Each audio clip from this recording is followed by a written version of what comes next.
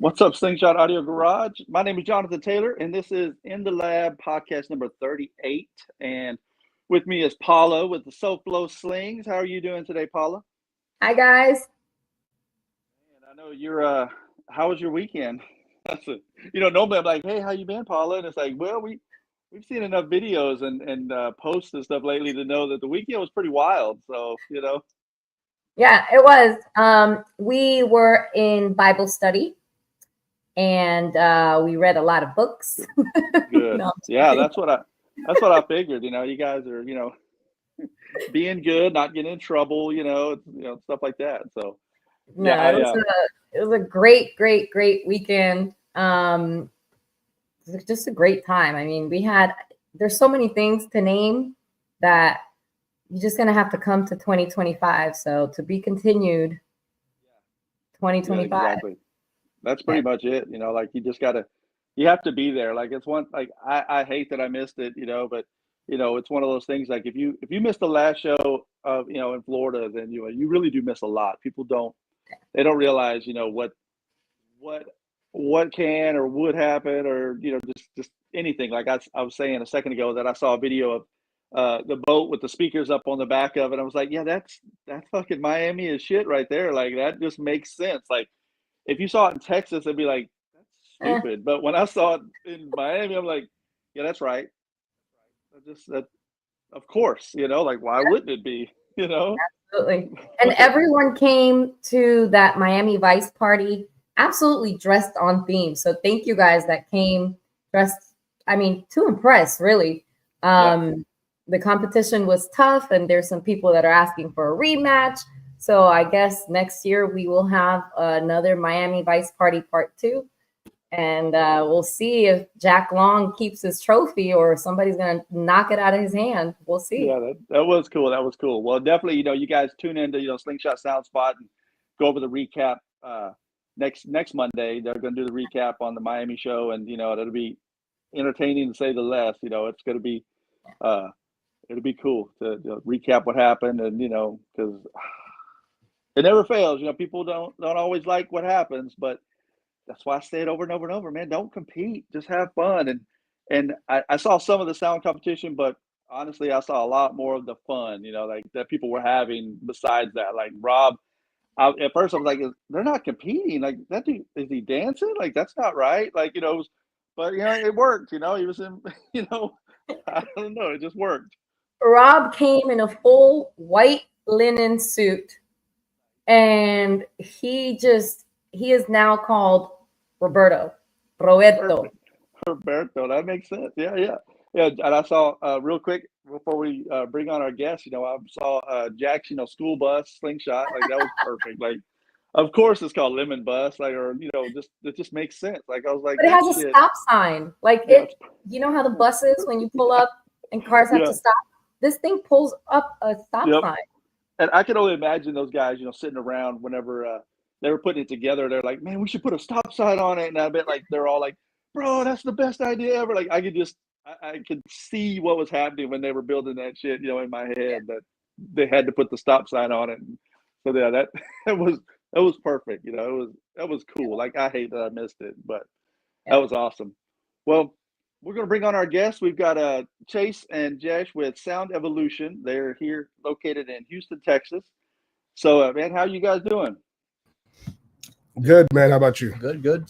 Man, good. Well, yeah. Well, so I started off like I always start off. It's basically, just we'll get a little backstory of each of you guys, and like how how your passion in audio started, and then just kind of bring it to where you are today. So let's start with you, man. So how'd you get started in audio? Like, what was the thing that set you off?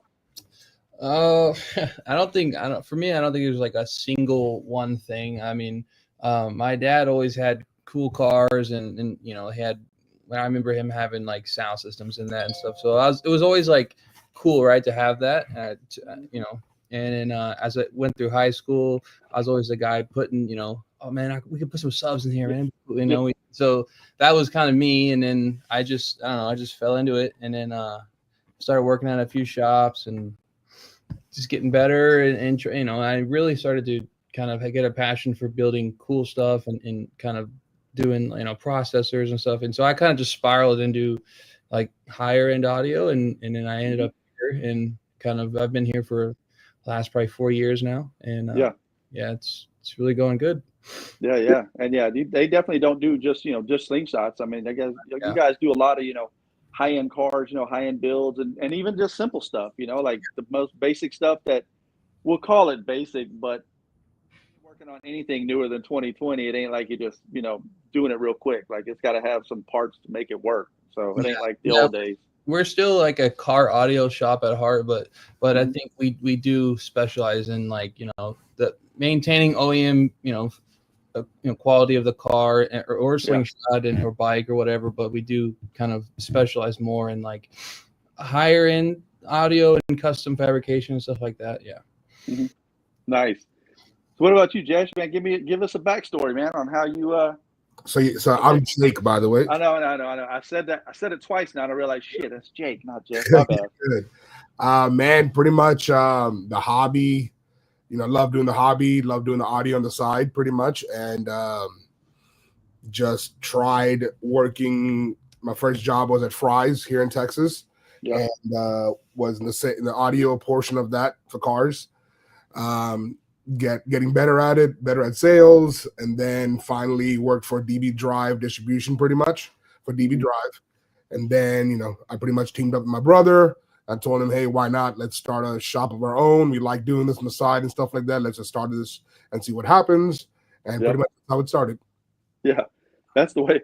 And I know you definitely got a crash course working at Fry's. That's like Fry's was always, I don't know if people know what Fry's is, but it was like I don't even know, I must have bigger than a super Walmart. Like it was like it was like Radio Shack, but like humongous, times 1,000. Yeah, and the most giant store you've ever seen of just the most random shit, that would be in there. And it's like, Costco, if it's something electronics, they had it. It's like you don't know where it's at, but it's fucking in there. Yeah, we got it somewhere. Yeah. Even the people that work there are like, I think it's somewhere over there, and it's like lamps and pictures and computer desk, and then there's the cable you needed. You're like, what the No, I mean, working at Fry's kind of taught me the retail side of stuff. Yeah. And then, went to the distribution side of the world, learned that side of the world, and then finally did the retail thing. And it was definitely tough in the beginning, how to quote jobs right, the timelines to meet and this and that. And then we kept going through, good installers, and but kept growing and getting better and better what we're doing. And finally, we hired Chase. It's been 3 years now?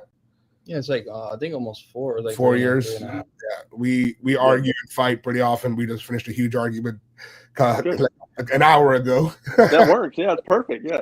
Yeah, but he's a beast, and he does. And he is one of the reasons why we are definitely growing as well. So definitely proud of that. But he brings a lot to the table. He always wants to elevate and do better and better things. We keep getting crazy machines in house. Like, we don't outsource anything.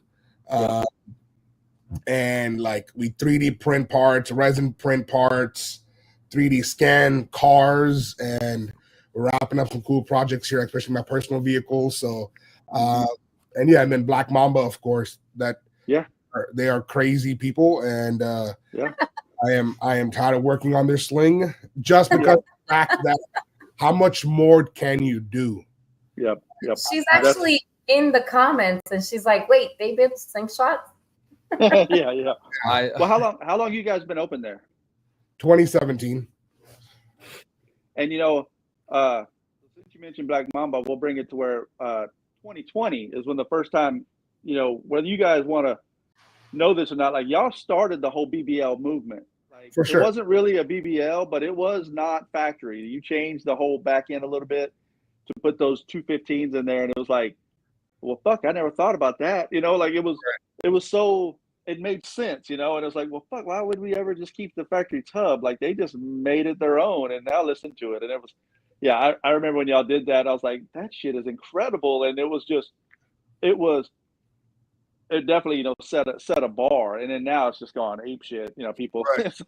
and what's crazy, I'm sorry, Paula, but what's crazy is that it's so damn good with what that was, not even built crazy.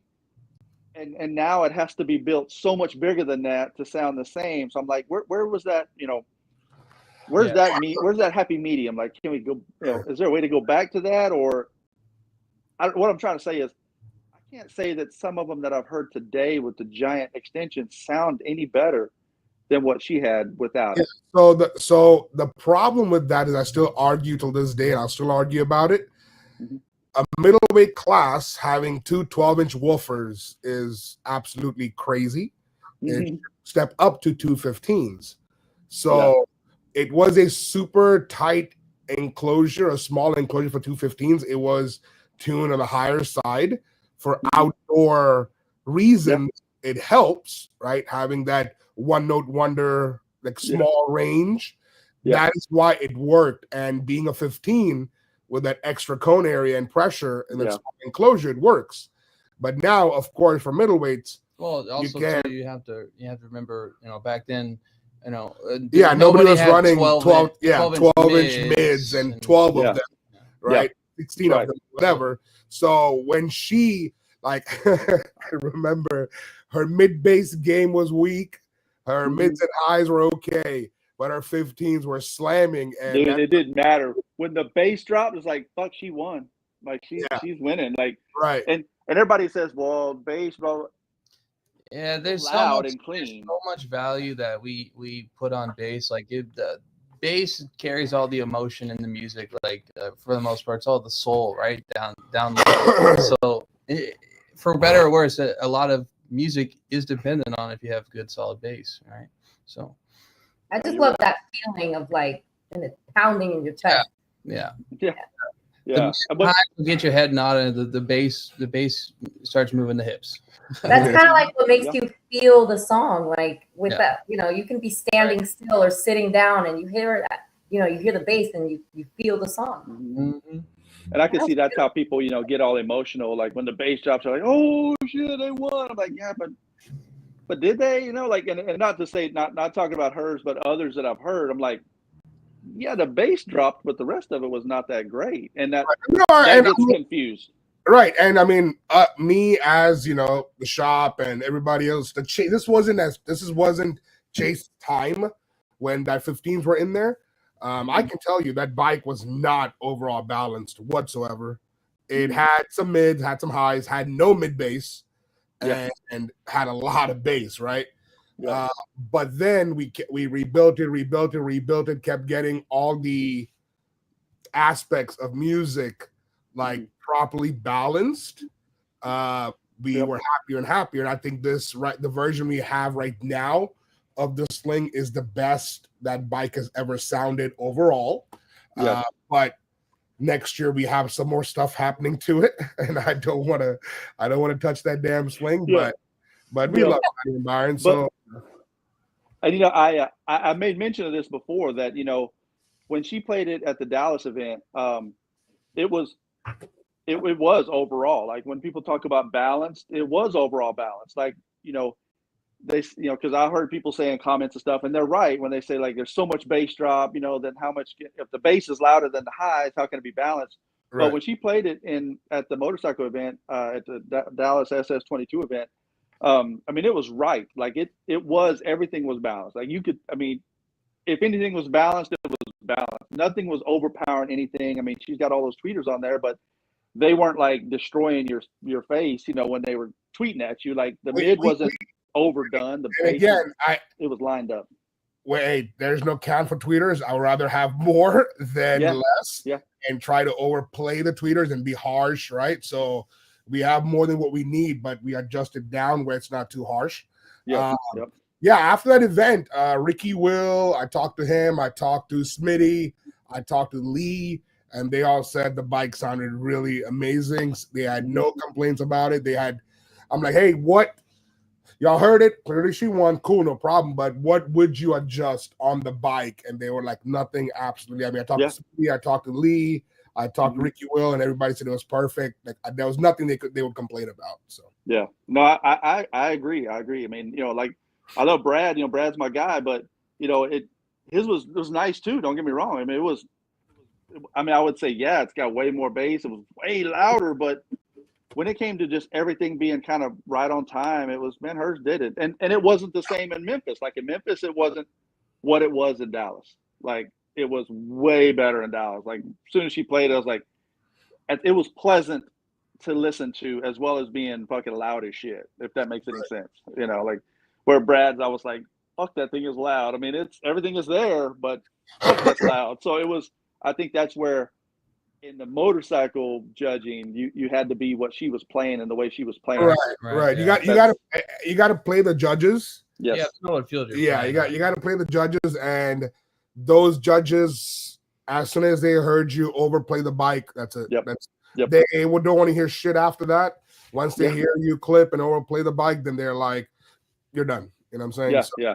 They let you play out the whole minute and a half, but they know who the winner is at that point. So yeah, exactly. Yeah, no, it was good. It sounded good. And I was going to ask, like, do y'all tune with an RTA meter? Like, set up little meter around it just to kind of. We do. I do. I have a variety of ways that we do tune the bike. Obviously, I do. There's a lot of planning that goes into it before we even fire up the speakers or even build anything. That's a big part of it is planning how the system is going to interact with each other. All the different speakers and placements and stuff. And then, but yeah. So to answer your question, yeah, we do. I use multiple mics. We have a mic array. So there's times I'll have 5 microphones out, and I'm measuring each side of the vehicle or each side of the car, right? But yes, we do. Yeah, because you could. I'm not gonna say you could tell. Like I could tell. Like you could. It's a different sound whenever it's. Yeah. I don't know. Everything is. I'm not gonna say even. It's definitely different sounds coming at you, but it's all pleasant to be around. Like what's his name? Shit, I forget. What's the blue one that Justin had? Justin's son. King Kong. King Kong. Yeah. King Kong. Yeah. Shit, I should know that. I think they did the same thing with the meter. Like everything is equal. It's pleasant. Like it's fucking loud, but it's. Yeah, and there's more to it, right? Than just like, because the RTA you're looking at frequency, right? Which is amplitude over frequency, or how loud something is in a certain area. But there's also aspects to like timing, phase wrap. Right? So what you have your speakers crossover at. So exactly placement from one speaker to the next, that's all going to change, and so you can't just like copy paste a tune on this one. It sounds good. The next one, even if they have the same similar speakers, it's going to sound totally different. Yeah, I mean, so I know of a couple of tuners, and that do not use an RTA, and they ear tune the Sling or whatever on a DSP. Mind blows me. Right? If you had that conversation in the real car audio world, they would be like, "Yeah, no, I know, no." And but I think the Slingshot world, it changes that. Like, don't get me wrong, I like I like the combination of both. I think if somehow you could, if I could have Brad ear tune it, because I like the separation. Like, there's a distinctive separation with the alignment. Why are you calling people out? Why are you calling Brad out?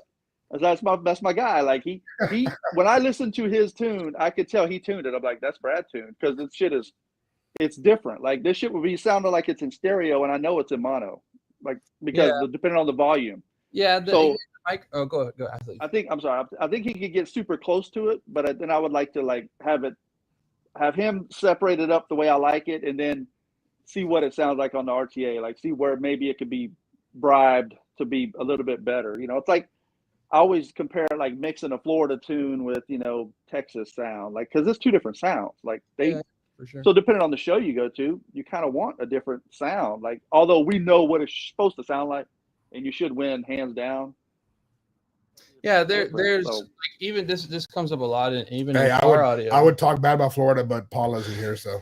And actually, you guys are like, listen, I got all these questions from the chat that I got to ask. So if you give me 30 seconds to ask some of these questions, I would appreciate it. I got you. Hold on. Let Chase finish. What do you have something to say? Yes, go ahead and finish that. And then I got some questions from the chat.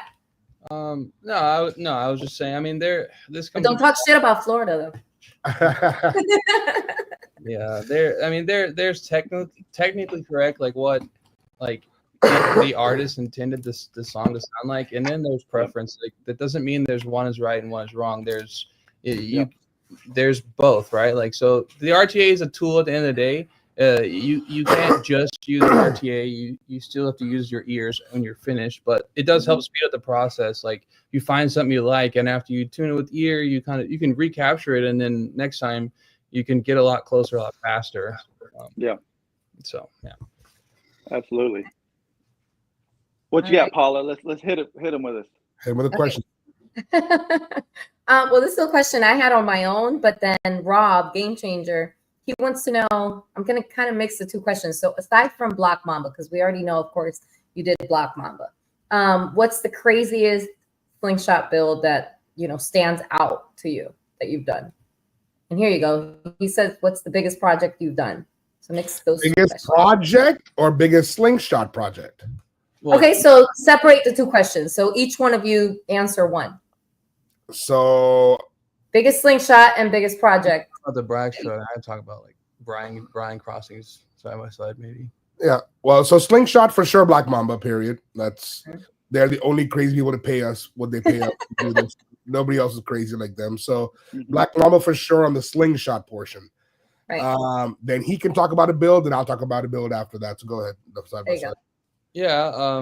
One of the biggest projects I've done, especially here, I think it's got to be for me. It's big. One of the bigger ones is we did a side by side for one of our customers. He came in and he had someone else do the audio, and you know, it's half his speakers were blown, all the subs were blown, and it was not ideal setup, right? Didn't have enough batteries, yada yada yada, and so we kind of talked to him, and he's just like, man, I spent all, you hear it all the time, I spent all this money, it just doesn't sound like I want it to sound, right? And that's all in planning. Like that's you can have the best equipment in the world, but if it's not planned correctly, it's not going to ever sound good. So we had to just start from scratch, and we ended up building him a pretty sweet system. We tried to use a lot of the stuff he had on there already. It's like jail speakers and stuff.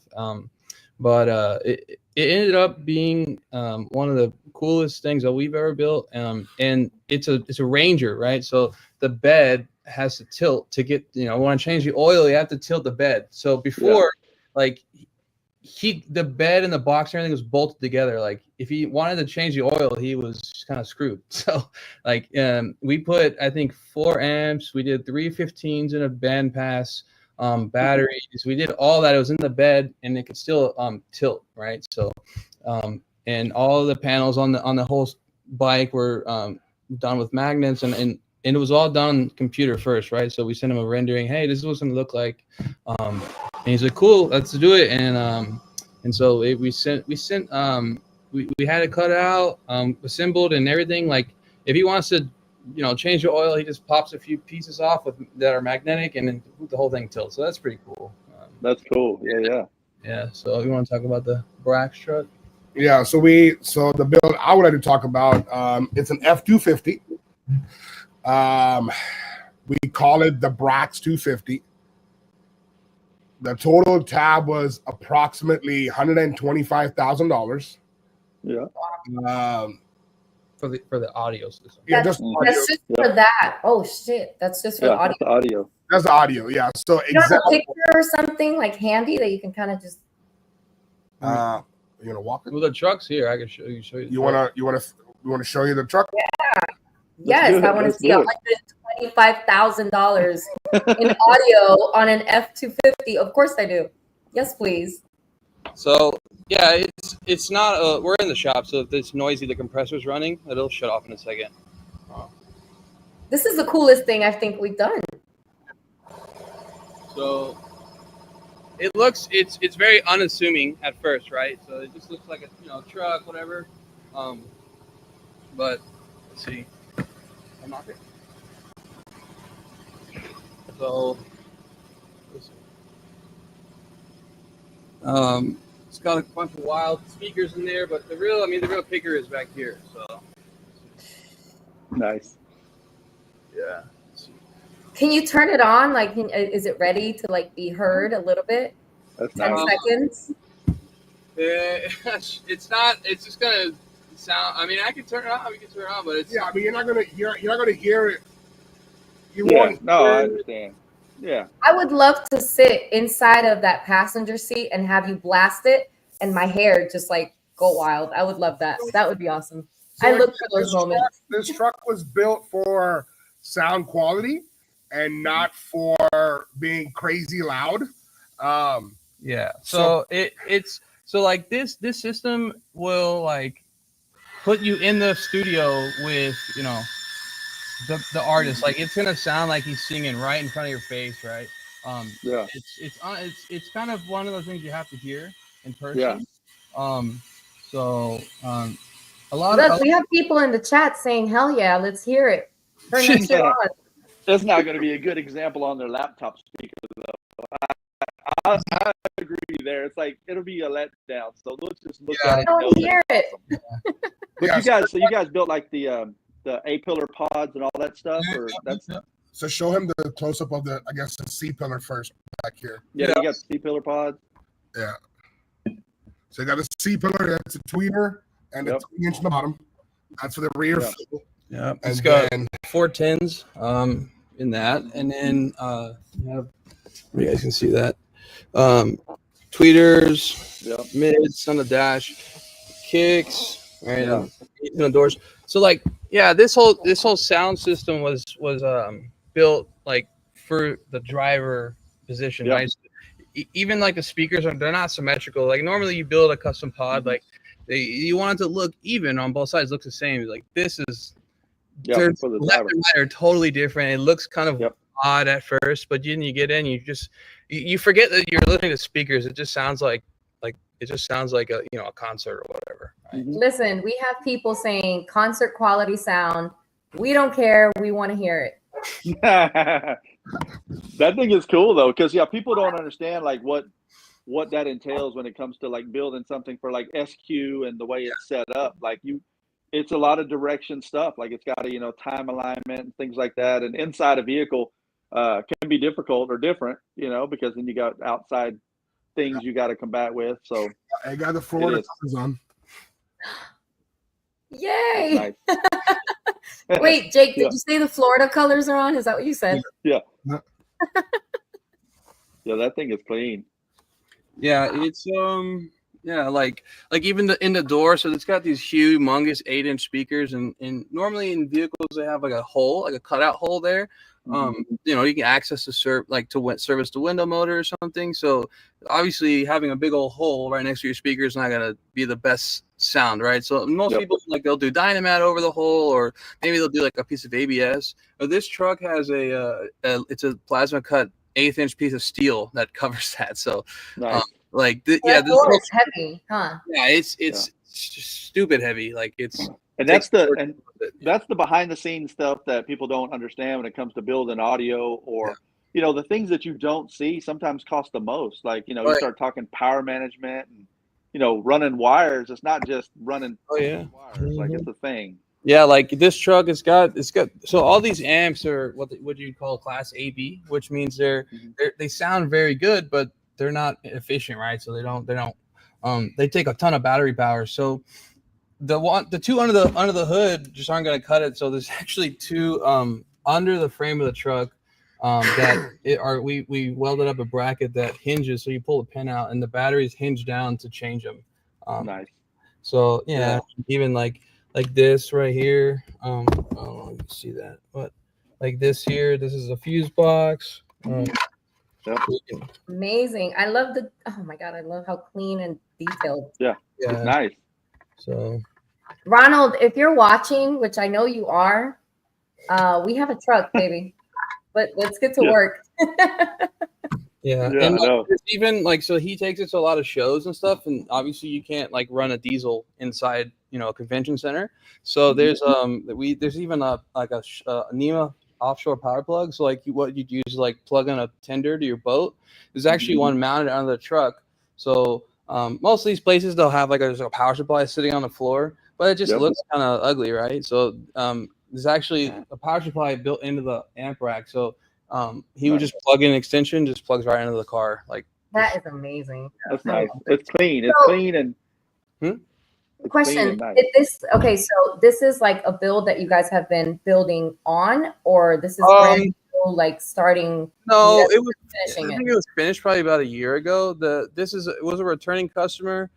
He got in a wreck and told his old truck, and we did a system for him, and he loved it. And he's like, "What's I want to do something better, right?" And so, long story short, we went through like 10 iterations of better. And we were like, dude, you just want the best. Like, it just every time we give you something, you're like, I want something better. So this is like Black Mamba, but in a truck. Right. Basically. I want more. I want more. Well, Black Mamba's crazier. That makes sense. Oh, is she really? Black Mamba's crazier because we've been messing with her stuff the past 4 or 5 years. This is the second truck we're doing for him. But this guy's story was, we built a system for $15,000 for his first truck. He got in a wreck, got his second truck, came back, hey, man, let's do a badass system. And it, cool, no problem. What's your budget? The budget went from $25,000 to $50,000 to $80,000. And then he was ready to drop it off. It went to 100 G's. He dropped it off, called us 2 weeks after and said, hey, let's delete the back seats. I don't want the back seats. Was his idea. It was his idea. He's like, because we so. Keep it, like, we don't want to delete seats and do all this. Like, we could have fit all that in behind the back seat but he's like, man, I'm going to spend all this money and hide the amps. Yeah. So there's 3 big 4 channels, and the sound processor just in those 4 pieces is $30,000. Yeah, literally in 3 4-channel amps. So he was like, well, I'm going to spend all this money and hide all this amps behind the back seat. Let's delete the seats. So it jumped from yes, this is the truck that Black Mamba had to wait on for. Hey, no. Read that comment. I didn't know you guys could see that. We were falling behind on Black Mamba's build. She came and cursed me out at the shop. I had to call this customer and says, hey, bro, I have to stop on your truck for a bit so I can jump back on Black Mamba. And he literally said, if it's a Black Mamba, go ahead, stop on the truck and go ahead, finish Black Mamba. I'm like, damn. He didn't want to get cussed out too. That's why. That's exactly what it is. But you know what? And I like to show people's builds like this because they don't understand that that's what it costs. Like when you talk about a Slingshot, they say, well, this or this. It's like there's people out there that would do it cheaper. Absolutely. And it would be cool. Yeah. But it ain't gonna be that. Like Mamba. And it won't be what you're putting together. And I think that's what people get it misconstrued. They're like, oh, that's crazy price. I'm like, but they spend it. They just don't tell you they spend it. And they'll spend it and it won't look that good. They'll spend as much as that. It won't even look that good. It won't even sound that good. But they're embarrassed. And it's like, people spend it, and it's what people don't understand. Like this shit costs money to do it right. Audio in general, like we were talking about earlier, audio is just fundamentally is not hard to get. Like you can put 2 speakers in and get it playing. The hard part is getting it to sound good and getting it to last, right? And look good. And look good, yeah. So, the functionality of it, like your side panels, like those are magnets, right? They just pop on and pop off. Like that shit was clean. Like just pop back out. Like that shit is cool. Like it probably wouldn't work that well on a Slingshot. That shit might fall off going down the freeway, but that is badass. Like that is the things that you have to think out while you're wrapping the parts, while you're putting it together, building it. When we build all these things, the biggest part is serviceability, right? Like if something happens to the amplifiers, definitely the whole sling apart or the truck apart to get to it. So that was a whole part of this build as well, too, that, hey, if something happens, we need to be able to get to that gains or amplifiers or fuses as quick as possible to get them replaced. You know what I'm saying? Yeah, it's just with the side-by-side, like, you have to be conscious of what you're working on. You can't just like narrow tunnel vision. Oh, I did the audio. Right. Like this guy was literally SOL. Like he couldn't do an oil change. His motor was like, So the vision. You got to have vision. It's like it's like wrapping a part or a panel, or when you're building something that's kind of not supposed to be there. You got to have some foresight and some thought. Like, okay, it done. I try to explain that to people. Like, I got to be able to visualize this kind of done, and it might change as I build it, but I kind of get an idea already. I can see how it's done, because I got to know how I'm going to wrap it, spray it, mount it. You don't want just big screws running through some shit. Like, you got to figure shit out, and that's where that costs money. And people say, "Oh, it didn't take you that long." Like, yeah, but it took me like 2 days to figure out how the fuck I'm gonna mount it, and make it look good. And then it did it quick. Right. But that looks really sexy, but I do have to read a comment out loud. Can we hear? So, of course, we have Tanya saying, yes, this truck, Black Mamba had to wait for a competition. Then we have the Game Changer saying he knew better. Then we have Storm saying Black Mamba threatened him. Then Tanya was ready to throw hands. And then Storm said, Tanya's scary. And Tanya said, Storm and did. So were you threatened? Blink twice if you were threatened, please. Yeah. More than twice. So the issue is Byron shows up to the shop. We give him the game plan. And then he is supposed to go tell Tanya the game plan because I don't want to go tell Tanya the game plan. And Tanya just shows up to the shop like she doesn't know anything about what's going on. And we're like, oh, shit. We explained Byron about everything. And she looks at Byron and Byron's like, man, I ain't getting involved in this. Like, why do I waste 2 hours with you this morning about it? You know what I'm saying? So, but we have a good understanding now. We're all good. Like I said, it's our 4th or 5th build we're doing for them. And they know it is what it is, what time it is. We don't buy parts off the shelf. We build everything one off.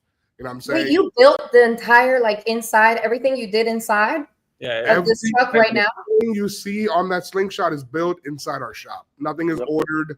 Nothing is any other parts. I mean, there's a JT, if I send you a picture, would you be able to put that up on here or no? Send it to Ted. Yeah, send it to Ted. Ted's on the admin right now. It's much faster to get things out now because obviously when we started, when Black Mamba was started out, like it was built just like every other Slingshot, like a wood shop, Bondo, and some brad nails, right? But now, it's a couple years later. Everything we build at the shop is done in CAD. Like it's built on the computer first, so we can see before something happens. Oh shit! I got to move this bracket and this and that. I got to move this. We can do all that first on the computer, and it's much faster. Is that the 3D printer employees that you said? What did you say you had? We'll show you. So I just sent Ted a picture, ask him to put that up. So I'll explain what that is. So okay, cool. Yeah. All right. I have another question from Storm saying, I'm bringing the Sling Ninja to come see y'all at Sound Evolution, but my budget is $73.21. What are we going to do? I got some used tires for his ass. Yeah, got used tires. Yeah. Perfect. He goes through some tires with all the damn burnouts. Yeah. So, I don't even know if he did any burnouts here in Miami, but yeah. Let's see. And then Ron, because of I said that we have a truck too. He's saying my truck goes boom boom. It's made to ride loud on the neighbors with no quality. And then I saw another comment, something about we also don't have $100K to spend in sound call. You keep doing Slingshot events for free. Perfect. You want to show him? Go back there. Well, I'll show you. We'll show you one more quick thing, and then we'll go back to the computer spot. Yeah. So this is Big Homie's wagon. We put a radar and laser system on it. Turn the lasers on, please. It's No, it's a radar detector. Yeah. Oh, sorry. She It's went fine. Florida on you. She thought it was like a light show. Yeah. I did. Oh, If poor you me. can, we normally they're like little sensors like this big, and you can like stick them in the grill. But Well, show them the retro sensors. oh, okay, yeah. So normally they look like this, right? So, if you want to have guaranteed no speeding tickets, you'll buy a system like this, and we'll install it, and you get a sensor kind of mounted like that, right? It works. You have 1, 2, 3 in the front. But on a Mercedes or McLaren it just is going to kill the look of the car, right? It's going to look like stupid sensor. So, Yep.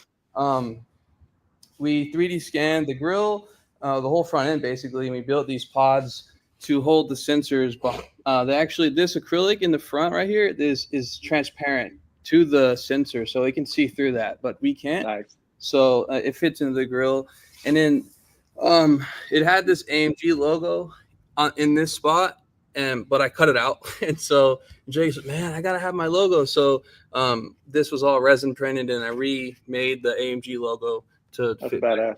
Yeah. Wait, you guys just posted about this a couple days ago. Yeah, the Yeah. long overdue project on a personal vehicle. Yeah, I saw Well, that. and then What is that? This whole thing was printed. There's 0 body filler. It came off the printer. I primed and painted it, and that was it. Yeah. The bottom piece. that's badass. Yeah, and there's another one down there. And what people don't realize is that laser diffusers and radar detectors, like that's a big thing in Texas because we speed. Oh, yeah. Like I try to tell people, like, you don't follow me in a slingshot unless you're ready to do like 90 to 100. Like we roll. It's not safe. Like Yeah, and these are you gotta very have ticket money. straight. Like there's people stick them onto the grill and they're firing up in the air. Like they have Yeah. to be going forward, angled, leveled. So doing them like that lets us put them in a good spot, and even they would look ugly without anything around it. Yeah. And not to like throw shade on Black Mamba, but you did put that you kept pushing this specific project back due to customer projects, and this was the week. So I guess you don't have Black Mamba in the shop right now. No. No. Yeah, radar detector and laser diffuser is something that people don't. I mean, I don't know how popular they are, or big they are in other areas, but. So what we got there? What's going on there, Jake? So yeah, that is the frame we built that is under Black Mamba. So that Nice. whole sub assembly bolts, it basically is like straddling the factory tube frame. So there's like kind of like how a leaf spring would get mounted with U-bolts, right? It goes down, it gets nutted up. So all of this little mounting stuff is how all the boxes are held on there. So That's pretty much a new frame under Black Mamba to hold those heavy furniture up. Yeah, you said it. But no, I mean, I was looking at it whenever I first saw it. I was like, man, that shit's got to be built out, Yeah. Besides what I saw on top, like it's got to be, way more than that because she's up there posing. I'm like, let me pose on it. So I posed on it and shit. I'm like, this thing is solid. Like it. Oh yeah. It didn't budge. Yeah, like we pride ourselves on stuff like that. Like when we finished building it, we just like, oh, don't stand on. I'm like, stand on. I got on top of it and started jumping on it. It's like it's fine. Like it's built to last. Exactly. Yeah, that's nice. So, and that's the question. stuff that people don't realize. It costs a few All dollars. right. Well, first, Oh, go ahead, Paula. What you got? all right. Well, we do have a serious question for you guys. Enrique Quinones is asking, what are you scanning it with? I'm an older EIN scan, going to upgrade soon. I've been shopping around. Yeah, so we actually do use a Shining 3D scanner too. It's an Einscan HX. It's a blue light, blue laser scanner. I think Jake's gonna go grab it. It's over there. To answer the question, we do use an Einscan HX, which is the blue laser model. The thing about those is like it's very expensive, but it's very quick to pick up data. So like you could scan something, and most cars are black. So like hobby scanners are gonna just shine a little light out, and but if that light can't reflect back, it's not gonna have very good detail. So this actually shoots out blue lasers and picks up all the dark interior. Yeah. So this is a scanner. So that's how most of stuff is done. We'll bring the car in, we'll scan it, we'll pick up all the surfaces, and that will get imported into the computer, and we just build on there like we're building in the car. So like we've had times where people will bring their car, we'll scan it for 2 hours, and they'll take their car back, and we'll call them when the stuff's ready. Nice. Yeah, that's cool. That's the technology, you know, because like I'm fucking old, so it's like, yeah, we could put some Bondo on it, you know, and fucking wrap it. Like that's where I'm at, you know. But yeah, scan and 3D print. I mean, that's where it is, and it's gonna cost you. So, but it'll be right. Oh, the 3D. It's really old and shitty. Oh, better than nothing. He's gonna pull up some. Wait. Show it. We have a lot to show. There's a lot of technology. I mean, we Y'all still got the fancy tools. No, I mean we still do hand stuff a lot. It's just I don't. okay. Chase is Yeah.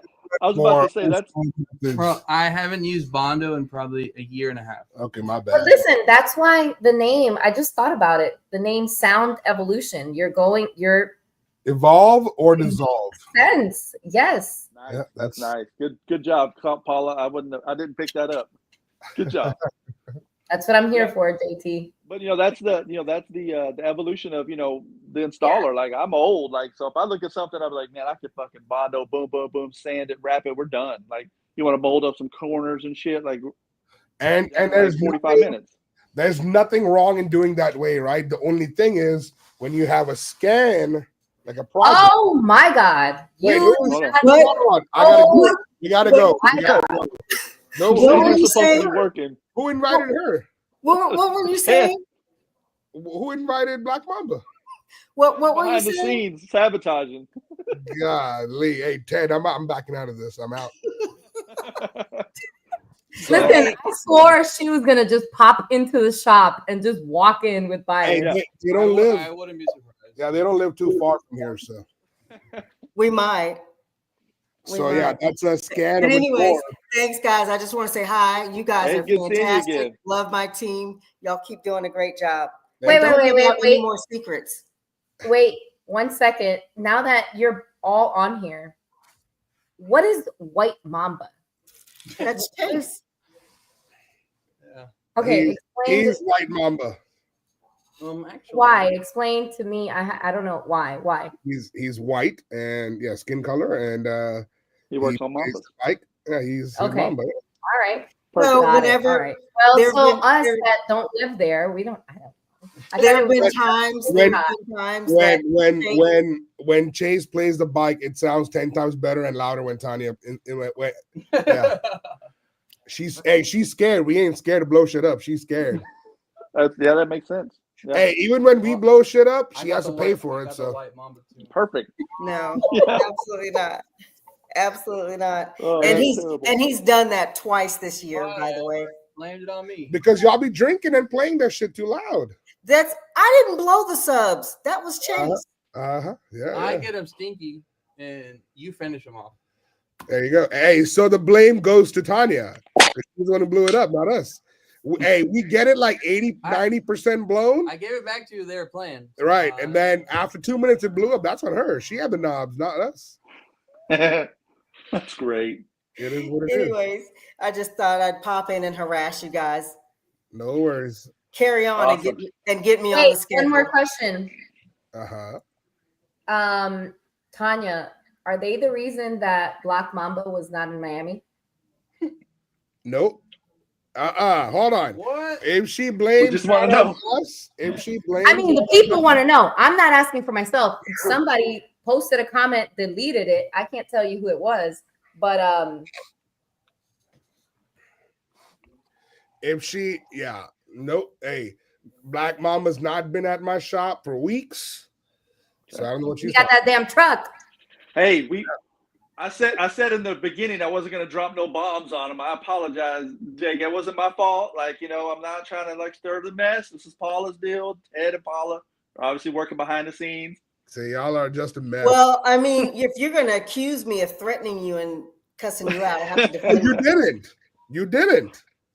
You didn't. I didn't say I didn't do it. I just Exactly. Okay. How long did the build take, Jake? It went past some time for sure. How many times did it go past the deadline, Jake? A couple of times for sure. Just Hey, a couple. yeah, A couple is 2.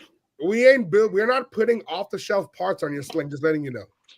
You know what I'm saying? Hey, but you know what? I think the finished product is amazing. Like, maybe it's worth it. I don't know. Maybe it's worth the time that you didn't get to show up at an event or two. No. I don't know. Like kind of like Ted Slingshot when he shows up, it's going to be amazing.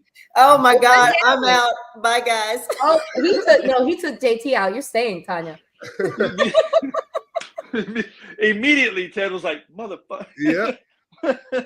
So like I said, he has some real quick scans up he's trying to show, and Only if the people want to see. yeah, only if the people want Yes, to see please. Yes, we do. Okay. There's some young people on here. So can you get closer? Jake, a little closer. So I picked something maybe power sports related. So this is a Harley trike, the trunk of a trike, right? So we did some speakers and a port and stuff in the bag. So I did all this in the computer first, made sure it all fit. I 3D printed this port because it had to be a certain space and all that. And so yeah, I mean, it looks kind of patchy, but like when you're doing this stuff, you really just need to, scan what you need. You don't need to scan the entire motorcycle. So this is like really what I needed. So here's the subwoofers. We'll make sure those will fit through the opening. You made some space here.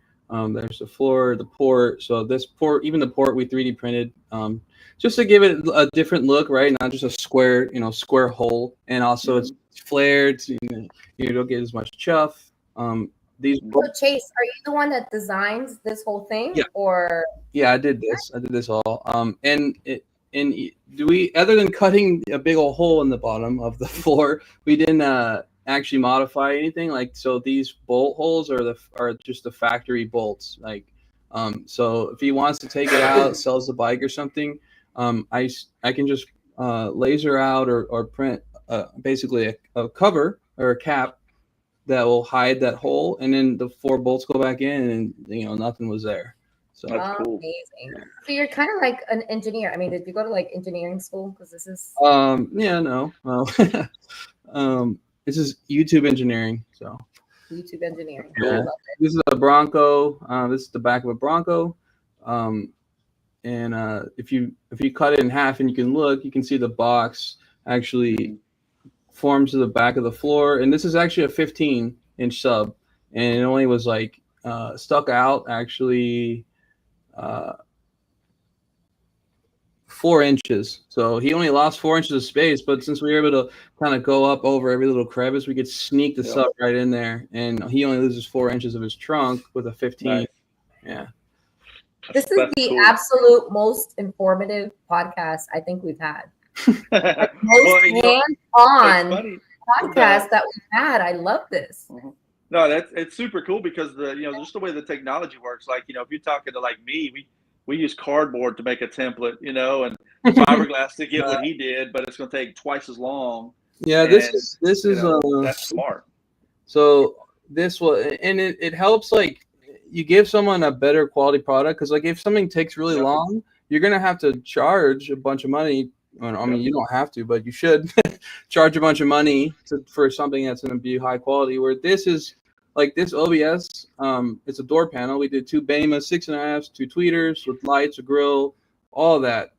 This was like done in like 2-3 days, right? So, no, and you can show the customer like, look, this is what it's actually going to look like, right? And or more or less, at least. Mm-hmm. So I really didn't want, this is an OBS, it's a very clean looking truck, and these big old speaker pods, it's gonna look weird. So I I was able to take the scan, model the speaker, put the speaker into the software, and like scoot the speaker all the way up to the metal of the door. Like you can get a piece of paper behind there maybe. So like I'm really, saving all the space that, it's only out just as much as it needs to be, And it's perfect. Yeah, it's that's perfect. awesome.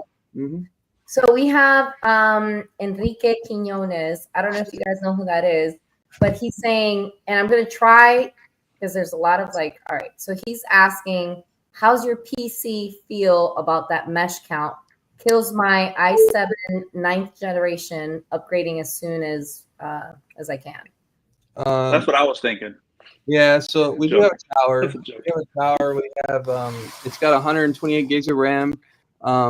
It's got a 3090. It doesn't. The graphics card is not crazy important, but the RAM is gonna kill you. So like, you saw me scrolling that around. That's like an entire door panel or an entire trunk of a Bronco, and it didn't lag or hold up. So that's our biggest thing is like, man, if you're gonna do something, I don't want to have any obstacles in the way, right? So we invest in the better scanner, so that way you're not fiddling around and playing around with settings. You're just doing the work, and then you can get on to the next thing. It's like, so that's how we look at things. So then my husband is saying, most important, it has LEDs on it. Of course, it has to have lights. Yeah.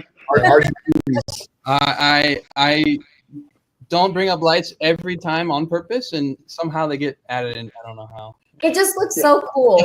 I mean, like if you would have shown us the back of that truck without LEDs, like, you can't really see it. But then if you're like at a car show and you open the window, like the windows or the doors or whatever, it just looks cool. It just adds to it. Yeah, we do like to do it. I guess in just my case, I want it to look good without it. Like it needs to stand on its own. And then the lights is just a little extra, right? Yeah. So it should look good, without it. Do you guys, do you think are the majority of audio shops, doing, scanning and 3D printing like you guys, or are you kind of like trying to lead the way into that kind of thing? I mean, it makes sense. Like it's smart. Yeah. And if people are willing to pay for it, which they should be, because it is a better product, then that it makes sense to spend the extra money to provide the best way to do it. It paid for itself the first week, right? Like, so because you're able to acquire the jobs that would normally take 2 weeks, and you can tell someone, it'll be 3 days. It's less money for them. The car's in and out. No one wants to, be out of their car for 2 weeks. Yeah. We have been to like bunch of summits or like big manufacturers call us out. Wait, what? Where are Black Mamba's lights? All right, here we go. That's all she try. She might pop in any minute. Listen, I'm not in charge of bringing her on, but you did say she lives pretty close. I'm waiting for her and Byron to just pull up. So pretty much we go to these little big events and we go sit down for dinner with other shops on a open circle table, and we discuss about how to get better or this and that and all that. And we tell them that, hey, they ask, what upgrades do you do at the shop, or what are you doing? Because at the time when we were kind of coming up with the technology stuff, and we're like, we're doing this. We AC'd the whole bay for $35,000, and we spent like $50,000 on a bunch of machines. So it's like 80, 90, 100 grand with the machines that we, bought. And they were like, why'd y'all waste that much money? Why don't y'all just buy inventory for your store with that money? And it's like your sound evolution, right? And it's like you have to evolve with the future, and you just got to build cooler stuff and just do different things, right? So it all started where like it was like, man, we're losing these jobs because we're charging appropriately for something, and then down the street they're slapping stuff on there for a couple $100. It's like, we're not going to just slap it on there. So we need a way to make it faster. We don't have to charge so much. And it was like, well, what if we it's better? And it's better. It fits perfect. Yeah. So I'll go back to like the shop aspect. Making a shop air conditioned is fucking huge. Nobody can understand that unless you've worked in a shop. Man, I'm gonna tell you this. I've worked in a shop. Jake, I wouldn't work here if it was no AC. And that sounds diva. It sounds very diva, but there's no way you're putting out your best work and you got blood dripping down your face. Nope. I mean, I did it for 20 years, and then even when it's cold, they're like, oh, you could wear pants and wear a shirt, dude. The cement is 30 degrees all day. Mm-hmm. And shit is cold, and you got to get on the ground, and it's like, Dude, this is some bullshit. You know how many times I get pissed off at the guys? Well, what's up? What's up, Paula? Can we get a tour of the shop? Because I mean, if that was just a little bit, can we get a tour of the shop? Like, we've never done this. If you're allowed, whatever you're allowed to show. It's kind of messy right now, but yeah. Let's do it. I think Okay. all shops are messy. We are. But what I've seen, What's, like, your floors look pretty clean. Yep. Somebody said, I think Storm said something like, "We are in the lab for real this time." Yeah, we really are, and this is really exciting. Like, I like it. I I'm like it because you definitely get a background and a feel for the different ways people do things, and it's not like, you know, one way is wrong compared to the other, but there's more efficient ways to do things and just ways that make more sense to you. Like, shit, I love the scan idea to build shit. Like, that's smart, you know. I mean, like, shit. Y'all will laugh, but we like to laugh. that is 3D printed. Gonna make you a little paper towel holder. Perfect. Yeah. Everything Did is Chase 3D design printed. that? Tell me Chase designed that. This was actually, I just found this on the internet, but Find that on Amazon, or No, like you like have a Temu literally- account set up. Look at how clean your shop is. I love it. But that's all 3D printed Nice. for. these are just the Yeah, he's just printed dumb stuff. random shit Well, like it he helps does. speed this stuff up, man. Sound evolution. I love it. So this is the resin printer we just got. These are 3D printers. Both of You them. gotta right give them here. names, like, because they're employees of the shop. Like, you gotta give them names. Oh, red and blue. Red and blue. Okay. And this is our laser machine. Nice. So we can, laser etch stuff. I love it. Nice. I don't have to use a router for making circles anymore. That's really Okay, you're cool. Yeah. This guy. That gets you spoiled. I know what he means. Like, you just hit print and go. Right? Look at how clean your floor in your shop is. I mean, I've gone into a few shops and the floors are never like, there's always like wires and cables and it's Yeah, just, no, I mean, we do our best to keep the shop clean. So I love it. this whole bay is AC'd by that thing. So this bay is fully AC'd. Nice. So it's pretty clean. I mean, this is where we wrap boxes. this is like cleaner than my garage. I'm sorry, Ron. Yeah, I mean, we're pretty. Well, it's good. I like it because, when you see people I see people post pictures of their bay or vehicles in a bay or Slingshot in the bay, it's like I always like envision, okay, if I'm about to go spend 10 grand, how do they keep their shop? Because that's how they're going to keep my Slingshot, and that's how I feel. Right. So I have had a bunch of people, ask us questions of, hey, why should I pick you over other shops? Mm-hmm. And this and that. And we tell them, hey, come to the shop. And this is going to sound really weird, but like walk into the shop. When you walk in, does the shop smell good? Yep. That's a shop. I'm talking about the showroom floor, right? Yep. Smell good. Is it clean? Is there spider webs everywhere? Go to the restroom. The bathroom. Yes, that's what I was going to say. Bathroom clean. The No, it's the bathroom. I want to see the bathroom. Clean. The bathroom is the deciding factor. I'm telling you, if you're there with a husband and wife and they got They $2, said, don't go to my bathroom. yeah. If the husband And and then, wife are there and the wife goes in the bathroom, she'll come out and make the decision for the husband. Like, we're not. The amount of times Right. the compliments we have gotten for the bathrooms being clean is pretty awesome. That's Right, because phenomenal. I like love you that. go to like a shop and the bathroom as a woman, you're just like, oh, I don't know. Yep. Yeah, we get compliments. We get compliments all the time, but watch, there'll be like shit stains all over the damn bathroom now. Right. Yeah, it's This like would a be the gas worst. station bathroom at We like a put you on the spot. 7-Eleven. It's gonna be horrible. Okay, it's nice. It's nice. Yeah. Look at that. No shit Perfect. stains. Yay. Perfect. It's nice. It's nice. Right? But no, it's I mean, genuinely, we keep it clean and Yeah. it's nice, it's organized, and Yeah. it's the showroom. Nice. Wow, your shop is absolutely beautiful. Clean. Yeah, and it is. It's got to be I don't know. It's a different time. Like there's a bunch of guys that work there. You can't be blowing up the bathroom and just making a mess. Like, you got to be conscious about that because you know, if I got $1 million, and my wife says we're not shopping here, I'm not going to question her. Like, we're not doing it because the bathroom was terrible or it's just dirty, or you know, you just don't feel like you want to be in there. Like, there's a lot of shops like that, and Like, so it's think nice of to the see.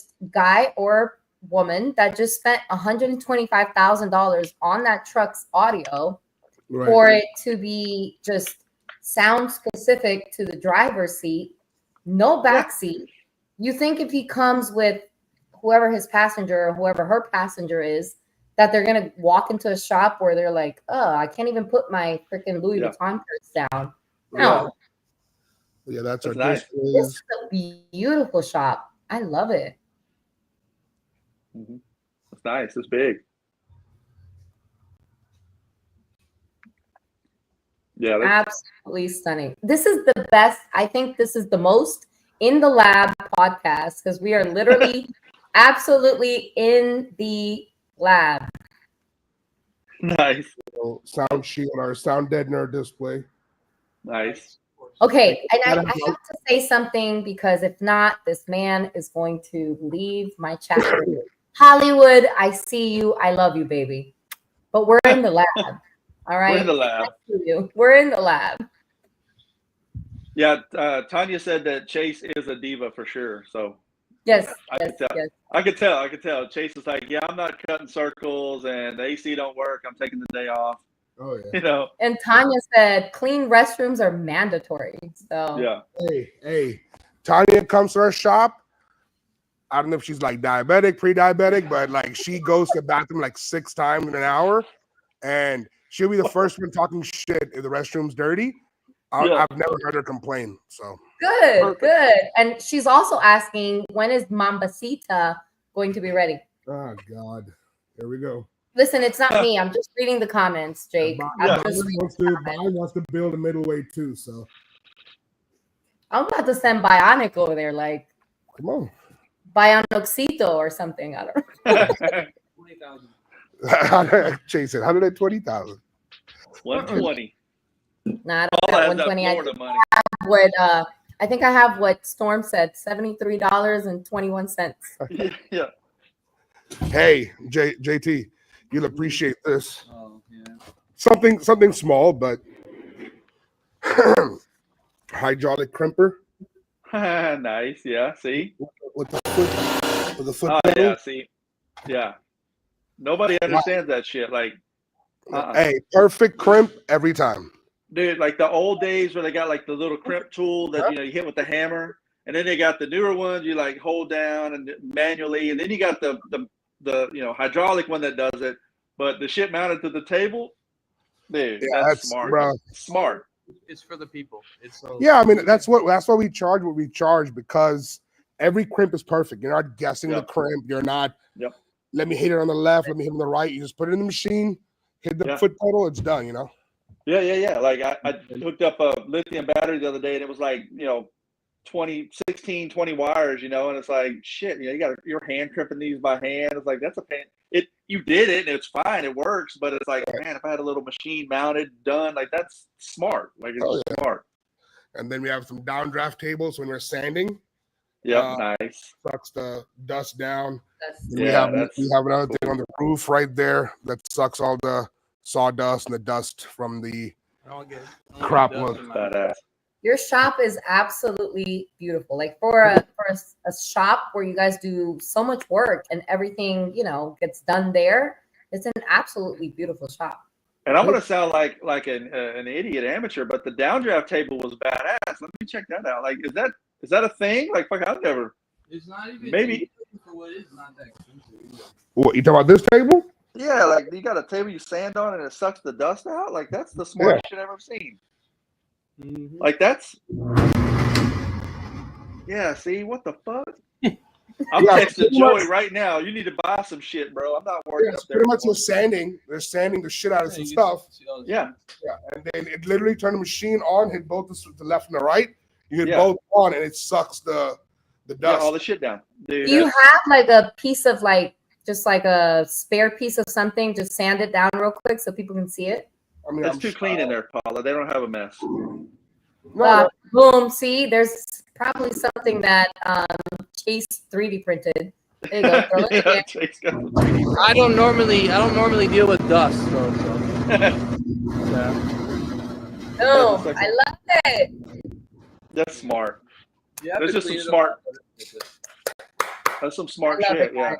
and then that's Yeah. The collector. our dust collector, yeah, for all the router tables we have in line. Yeah. The brown tables No, are sick, sometimes man. I've seen some of these slingshots. All right, they get picked up, or just cars, whatever. They get picked up and then they have all this dust. And you know what? It's not my job. We did our sound and our this. But I feel like that truck that you just showed us doesn't have like any dust on it. It's not dirty. It's not leaving the shop disgusting. Well, no. So I won't lie. Cars that stay here for 2 days or more inside the shop, there's still dust. It's not like Sure. zero dust. There's still dust with all the preventions we do take. But before it's delivered, it gets hand washed in our building before it gets delivered to the customer. I have a mobile detail guy that comes.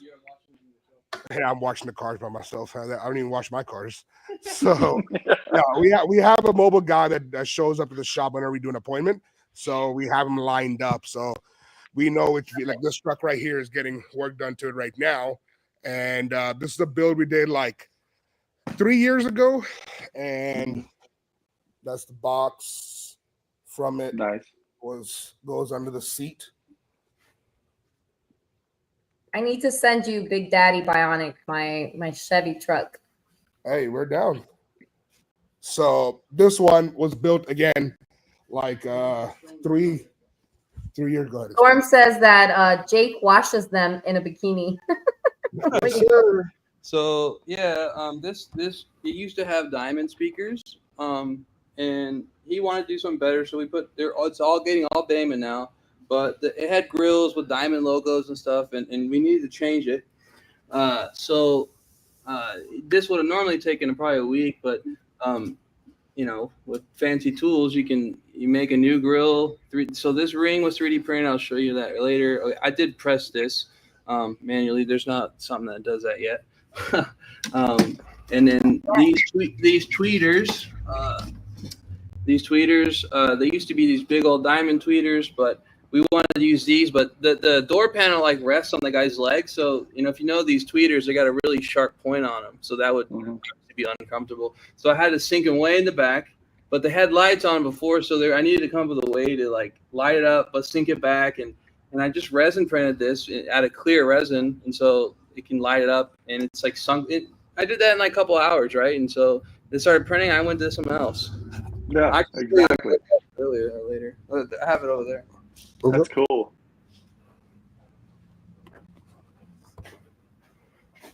This is the absolute coolest podcast I've ever been on. And my husband is saying for Ted to take me out because this is getting expensive. So this is the pod I printed. So it's this just slides into the hole it was in before. But now the Bama tweeter can sit in here, and you can see even like I printed, it has M5 threads on the back, so that's how it bolts to the door. That's fucking cool. Yeah, I just printed the threads directly in there because you can do that with resin printers, and then it just snaps in. Right? Recesses it down in there. Yeah, so it's flush, right? And Yeah. then it's clear resin, so it's kind of like acrylic where you can like put lights on it. So you'll be something like this. Let's see here, technical difficulties. Let's go here. I think this strip is kind of malfunctioning. Uh-oh. Awkward. You're only live. No worry. We're in the lab. It's okay. Yeah, we're in the lab. We're like working. I mean, This is a working podcast. Oh, wait. I know why. There it goes. Yeah. So. And just while you figure that out, we have Enrique Quinones again saying, I use a CNC router to make press dies for grills. Yeah, you can do that. I just cut him on the laser, but yeah, Enrique sounds like he knows what he's doing. Yeah. We gotta have Enrique. Are you like are you a shop? Where are you located, Enrique? That's nice. Look at that. That looks amazing. Cool. Yeah. Take all my money. I know the camera's like Cool. kind of watching it out, but yeah, you get the idea, right? Yeah. It makes sense. Yeah, you get the idea. Yeah, that's cool. Jake's bringing more toys over here. Jeez. Show us everything. Yeah, but So that does just make real sense. quick, while Jake brings more toys over, just a quick question that it's like my own personal question. So when you guys built Block Mamba's like side pods, right? The I'm talking about like the latest ones. Whose idea was it to like stand on it and make sure that like, all right, these are gonna hold, that she can like lay on it sideways and take that one badass picture that she took laying completely on it, and it was just like, I think the baddest picture that she has out there.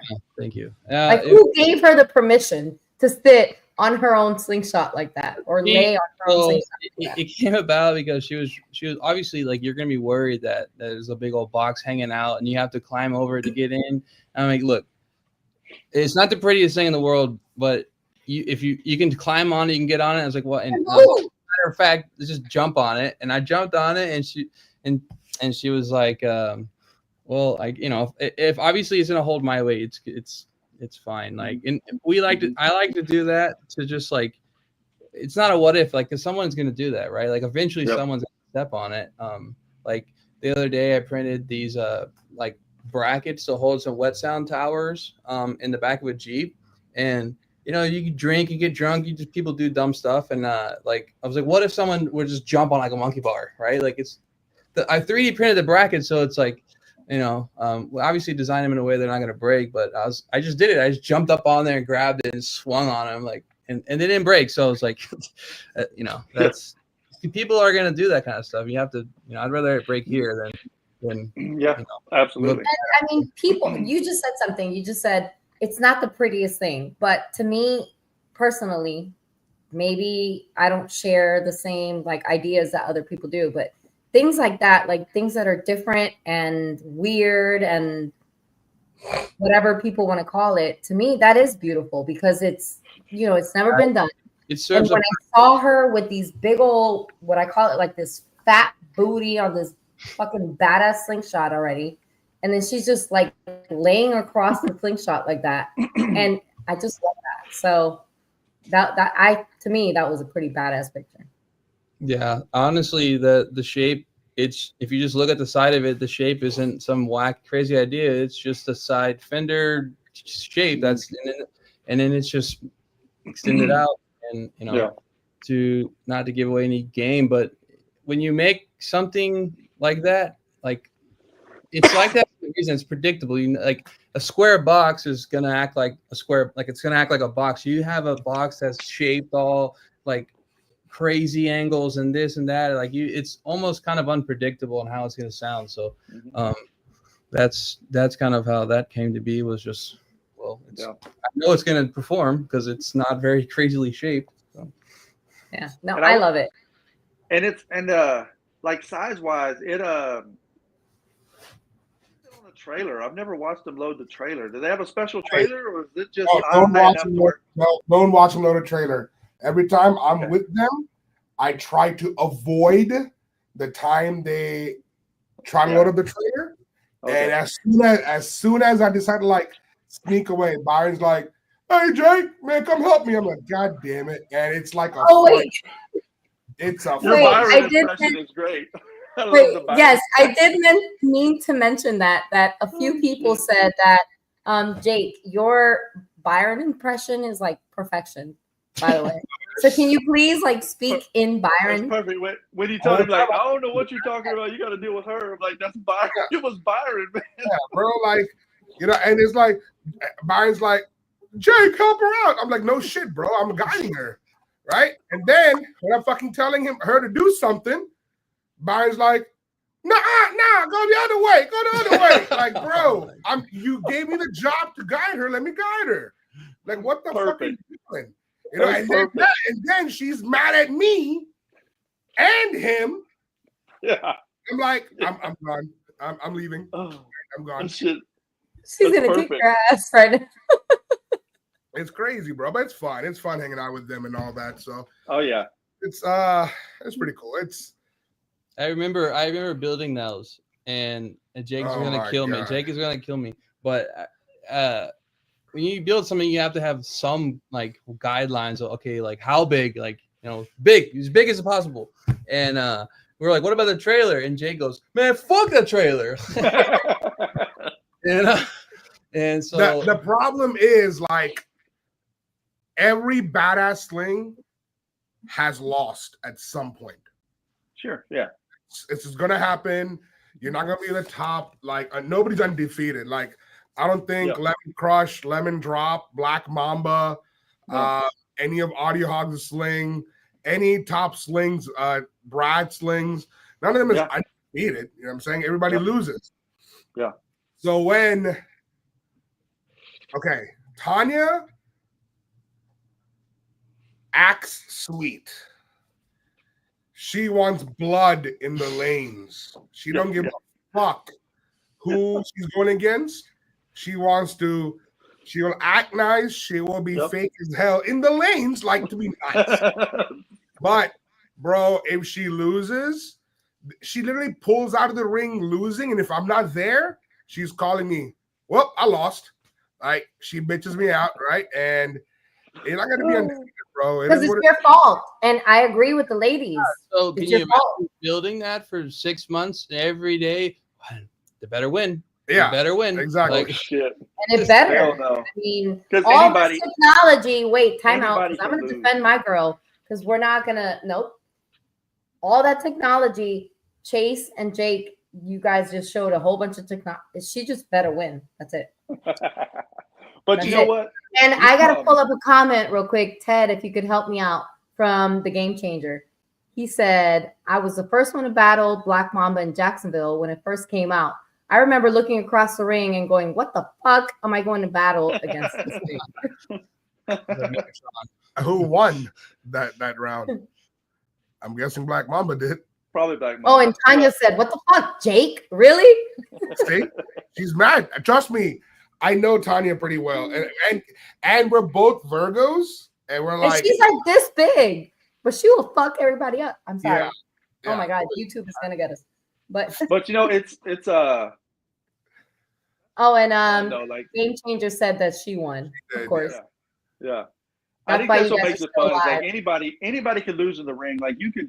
I've heard so many people say, you tune the Slingshot, like the tuner tunes it. They'll give you a whole playlist, and then you go play the Slingshot, and it's all wrong. Like you didn't play what I told you to play, and you lose. I'm like, I told you what to play. Like these are the ones. We have told her that. And it's, and I get it though. Like we tell her there are songs that just objectively do sound better. If she wants to play them, cool. If she doesn't want to play them, it's totally up to her. It's her thing. So she does. I mean, this is the thing, right? So again, back to the Virgo thing, like. But don't call me and you play 4 Beyonce songs and then you lose. Don't call me and be like, oh man, this thing sucks. Well, you played 4 stupid songs in a row. Okay. So no, we're Virgos. Like I've competed a lot in my life for like SPL shows and all that, and we have done this over 100 times, 1,000 times. But when we're still going to the ring, in the ring, it's that nervousness that gets, it's tough. And I think she does a pretty good job at, holding herself together. And I mean, I think I would say she's an OG in the game for sure. Well, yeah, absolutely. I mean, it's a good build. I mean, every one of her slingshots have been put together that, they sound good. So it's just some days you lose, some days you win, Yeah, and it's always subjective. Judging is always subjective, and it's not perfect. It's not a meter. You can't get upset because it's some random ear that everybody's different. Right. Oh, what you got, Paul? Go ahead. Can I give an idea? I don't know. Maybe I might mess you guys up. Sorry, but if you guys like somewhere on Black Mamba, somewhere, maybe I should save this for like a private thing. But whatever, I'll just put it out there, and if it happens, then just give me credit. Thanks, Rob. But put like a clear box with an actual Black Mamba snake. That sounds safe. Jesus Christ, what's wrong with you? No, like I mean, you look at what they did. Sound evolution, right? Where There's a lot of like little. We're like, gonna need some shit 3D printed. That's what You she's can saying. call no. I'm talking about like a real. Okay, maybe not like an actual black mamba because those are scary. A But- real snake? I'm good. Like a real snake somewhere in that slingshot. Like I mean, we had mad scientists with like Live snake? the electricity ball, right? Yeah, And then we had JT with the big black widow spider. What is What the that? fuck? Why do we not have an actual the charmer. It's couple Yeah. snakes? the ring with Wait, the snake. maybe a couple snakes. Hold on, because I just got better ideas. I got a Maybe better idea couple too. I got a better idea too. Watch. No, a Since- couple Wait, snakes wait. So since out on I'm the Indian, slingshot. since I'm Indian, I can be the snake charmer. I'm Perfect. just saying, like, if you guys Perfect. pull up to the ring, right? Imagine this. All right, you Perfect. guys pull up to the ring, no lights, because she already said, "Where the fuck are my lights?" Right? So no Yes, lights, and Yeah, then you guys pull up to the ring and you turn the lights on, and then there's actual snakes like inside the pods. What's wrong with Paula? That's JP. I like it. Who invited her, Doug? This is my podcast, baby. Welcome to What In the is- Lab. I like what is We're happening? in the lab, in the labbing right now. I like God. it, but maybe we just like have a giant 3D printed black mamba head No, coming up out of the no, hole. because that's whack as fuck. No, She wants the real actual shit. real snake. We're gonna have PETA You know what? protesting the me call shows and Tanya right animal now. rights. God. We got animal rights activists and shit out there, you know, Call Tanya right protesting. God. I like the snake idea, but that just sounds like animal What about cruelty with the sound. You know the Mercedes. Like now. Oh, but then maybe so. I don't know. Figure it out. That's why it's sound evolution. You figure it out. I don't know. Maybe they can have little earmuffs on the snake, like Phoenix has her dog. Perfect. Right. Is that what you? I mean, what are we thinking? Like, Ah. I don't know. All right, well, real quick. we could 3D print it. So when we install radar detectors in vehicles, how do you test them out? A customer spends, I don't know, $3 grand, $5 grand, $8 grand, 10 Yeah. grand for radar. Good question. How do you Yep. test them out? Yep. Well, Officer Perfect. Jake. Officer Jake, so pull up with the. we got radar and laser guns. You know, hold up for a second. I'll grab the other one. That's perfect.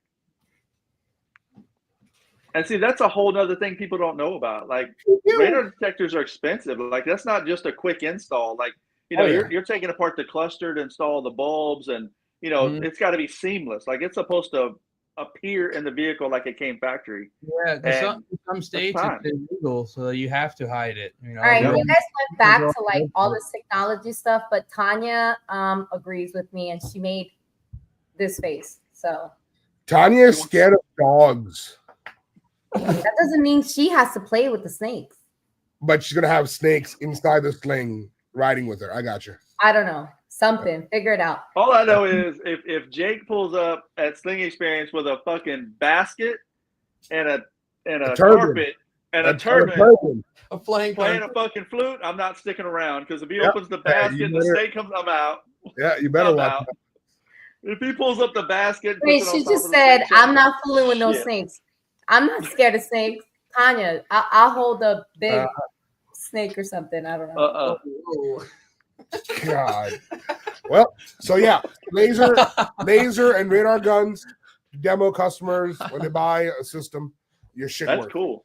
That's cool though, because how do you know? You just for years it's like no, it's a laser diffuser. Like they guarantee K40 guarantees no tickets. Blah blah blah. But how do you know? You got to test it. So that's smart. Like that's the stuff you got to spend money on to really sell what you do, and why they want to spend money with you is because I'm going to show you it really does work.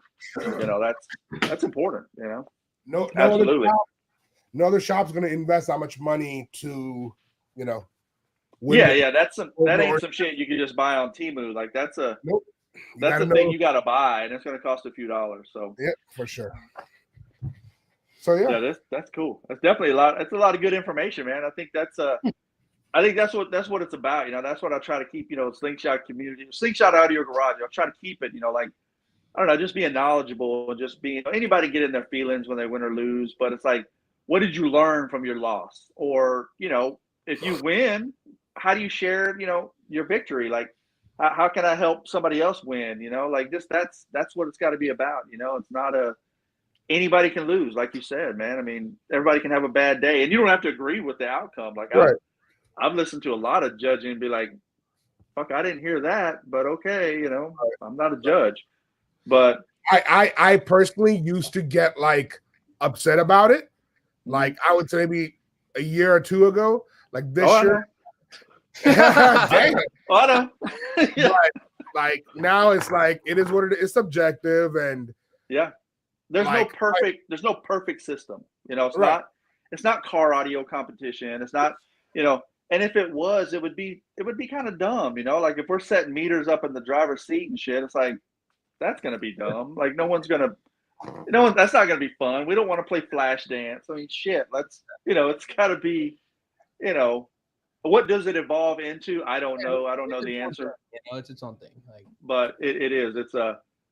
I always say, you got to count tweeters, but I'm not a platform, so it don't matter. Until they count them, fucking run 50. They don't have to be all, like you said. They don't have to be overpowered or overplayed. Right. But if you have enough, then you can adjust it accordingly, right, to get the sound. And that's what, and it makes it subjective. It's like, well, what if I didn't have those tweeters? Then would it sound as good? Or and that's the conversation I don't think really anybody wants to have, because it's so far past that. But I don't know. It definitely gets subjective, because, like I said, nowadays the featherweights are so freaking loud that by the time you get to judge a middleweight, can you really accurately hear what you're supposed to be listening for? Yeah, if you just listen to 50 slingshots. Yeah. When I tune Black Mamba, like I take long breaks in between, and I even use decibel, like have these earplugs that are for like drummers, and it just lowers the dB. So like, because I'm going to be tuning for an hour, and I get done, I go home and come back, and I'll get out, and you'll hear it. I'm like, oh my God, it sounds awful, because you tuned it for because your ears were blown for an hour. Yeah. No, and I don't mean to keep bringing up Brad on y'all's podcast, but I've done that where, like, if he hadn't been tuning shit and I bring in my Slingshot, he tunes it, fucking incredible, like exactly what I thought it should be, and it sounded great. And then I've done it where it's like, man, it doesn't sound as good, or it's like it's a little bit over tuned. I don't know how I'd want to explain it, but it's because he'd been tuning like 3 other monsters before mine, so it's like, it's so much more than what it normally would be. So your ears do not want to hear sounds that loud. Yep. They don't. Exactly. And they're gonna check out, because you can't control that. They're gonna check out like, I'm done, and it doesn't take very long. Yeah. So what do you guys like favorite speakers to use in Slingshots? Is it kind of just depend on the customer budget, or like, do you have something your go-to? Bama? Yep. Yeah. I mean, dude, we have put those speakers through some ringers. Like, we beat them up, like we push them to the limit, and there's nothing better than the original. Yeah, I mean, they invented the super tweeter. They there's other brands we do use, like Cicada. Yeah, Cicada, Euphoria Expert, Bamas. There are some things that are very niche and very neat, like specific, like expert mid bass speakers, like that are mid bass for slingshots specific. Yeah. Those 3 mainly, in that order. Yeah, Cicada being the entry level, and then Expert and Bama being the mid to high. The only thing is, if customers like, hey, I want 100% warranty on my speakers and all that, technically, blown up coils is not under warranty, but Euphoria Expert does warranty it out. Bama will not. Doesn't matter what happens. If it ain't a manufacturing defect, they won't take care of it. So we tell that to the customer, and he's like, nope, I'll just go with Expert because of warranty reasons. We sell them Expert. You know what I'm saying? Yeah. But that's how we pick that. But Cicada is super nice speaker for the price point. It's really nice. We enjoy that. If it's not getting a DSP, like, what the thing with Bama and Expert is, You got to have a DSP and to you're make it gonna sound. send a couple hundred watts to a speaker. You have to have a DSP to manage that thing. Like it's yeah. And the Behemoths do take a beating. I mean, you're right. I punish mine. I mean, I think I've had mine for like 3 years now, and they shouldn't be playing. They get fucking rained on. Like getting a fucked. tan, Like they're gonna hold. They're all faded out and shit. Like they're like bright white almost now. Like they just don't look good, but fuck, they still sound good. So I'm like, I like it. Like, you know. There actually a lot of people don't realize that most of the Behemoth speakers are weather treated carbon cones. So like they'll take sprinkle. You know, they're not waterproof, but but he goes to thunderstorms. Well, that's different. Yeah, I test them. So like when I tell you it's like something's pretty good, like I've been, you know, in the monsoon, like, you know, that shit. If so, for anybody else that's trailer, that shit'll last forever. You know, like you're good. But yeah, and DSP we stick with Helix. That's our go-to DSP. That is all we recommend. You know what I'm saying? If we had to use Cicada or something else, we kind of would maybe, but Helix is what we push. Black Mamba has 12 channels, so like 24 channels of processing power in that sling. So okay, nice, yeah. Because I've been looking for a different DSP that has, you know, more than 8 channels. Like I have the Ground Zero Pro X, whatever it is, and it's great, you know. But I need 12 channels. The DSP? No, it's a rebadged Dayton DSP. The Ground Zero? The what'd you say? Helix is the name? Helix, yeah, that's all we mess with. I'm gonna check those out. Yeah, that's a good idea. Yeah, I did want to ask you guys. I mean, you guys are talking a lot of tech stuff, but you mentioned you guys had a show December the 1st. Yes, so doing December the 1st. And you have some flyers to put out and stuff like that. Yeah, so tell us about that. If Ted could put those flyers up. So my friend Paul Galanos is hosting a big event in Houston. It's actually at the police academy here, and it's a massive spot. So it's on a Sunday. It's the weekend after Thanksgiving. December 1st, and there'll be competitions. There's going to be a lot of things, food trucks. Yusaki will be there for big car audio side. Then there's going to be bike audio. There's going to be Slingshot audio, all that stuff. So definitely recommend people to come there and enjoy. It's a huge spot. Like it's massive. So Audio Olympics. Yep. Oh, and I like it. Olympics. I like the name. I love the name. So flyweight. So it says Sling Olympics audio competition. Flyweight. Yeah, it's pretty much different classes. It's the same thing. It's what everybody uses. Featherweight all the way to heavyweight. So that's cool. Jake is the only judge. hey, I'm about to be subjective as hell. But no, it's gonna be a fun event. We already have a lot of people with the bikes and slingshots that they'll be pulling up, and a lot of audio people, demos, getting crazy, you know, demos and hair tricks and all that stuff. It'll be SPL related stuff over there too. So it's gonna be a big event. I'm just helping him with the event. He's a host, and I'm helping him judge the bike and the slingshot audio portion of it pretty much. Nice. Okay. And is there an entry fee? I do see there's 20. Yeah. So previous flyer, there was like 40 or something somewhere. Right. So I think go back to the other one, to the slingshot one. Yeah. So it's a $20 fee to compete with a $10 toy. So it's technically a toy drive for Christmas for the kids to get all the toys. So whatever we collect for that, we'll be donating that for the kids. So it's $20 plus a toy. That is worth $10 or more. Cool. Okay. Yeah. So that's wrapped or unwrapped, because I know when we do our toy drives here, it's an unwrapped toy. It's unwrapped. Yeah, it's supposed to be unwrapped. Okay, so please bring an unwrapped toy plus $20 cash. Yes. It really helps out when you bring cash. It just Right. makes it easier and faster. Faster to get the lanes going, correct. So Right. I think the registration starts at 10 a.m. and the registration closes at 12 p.m. And then I think 12:30 is when we're going to start the competition up to I think it's 4 o'clock. We have to wrap up the slingshots, and the bikes will be in one area.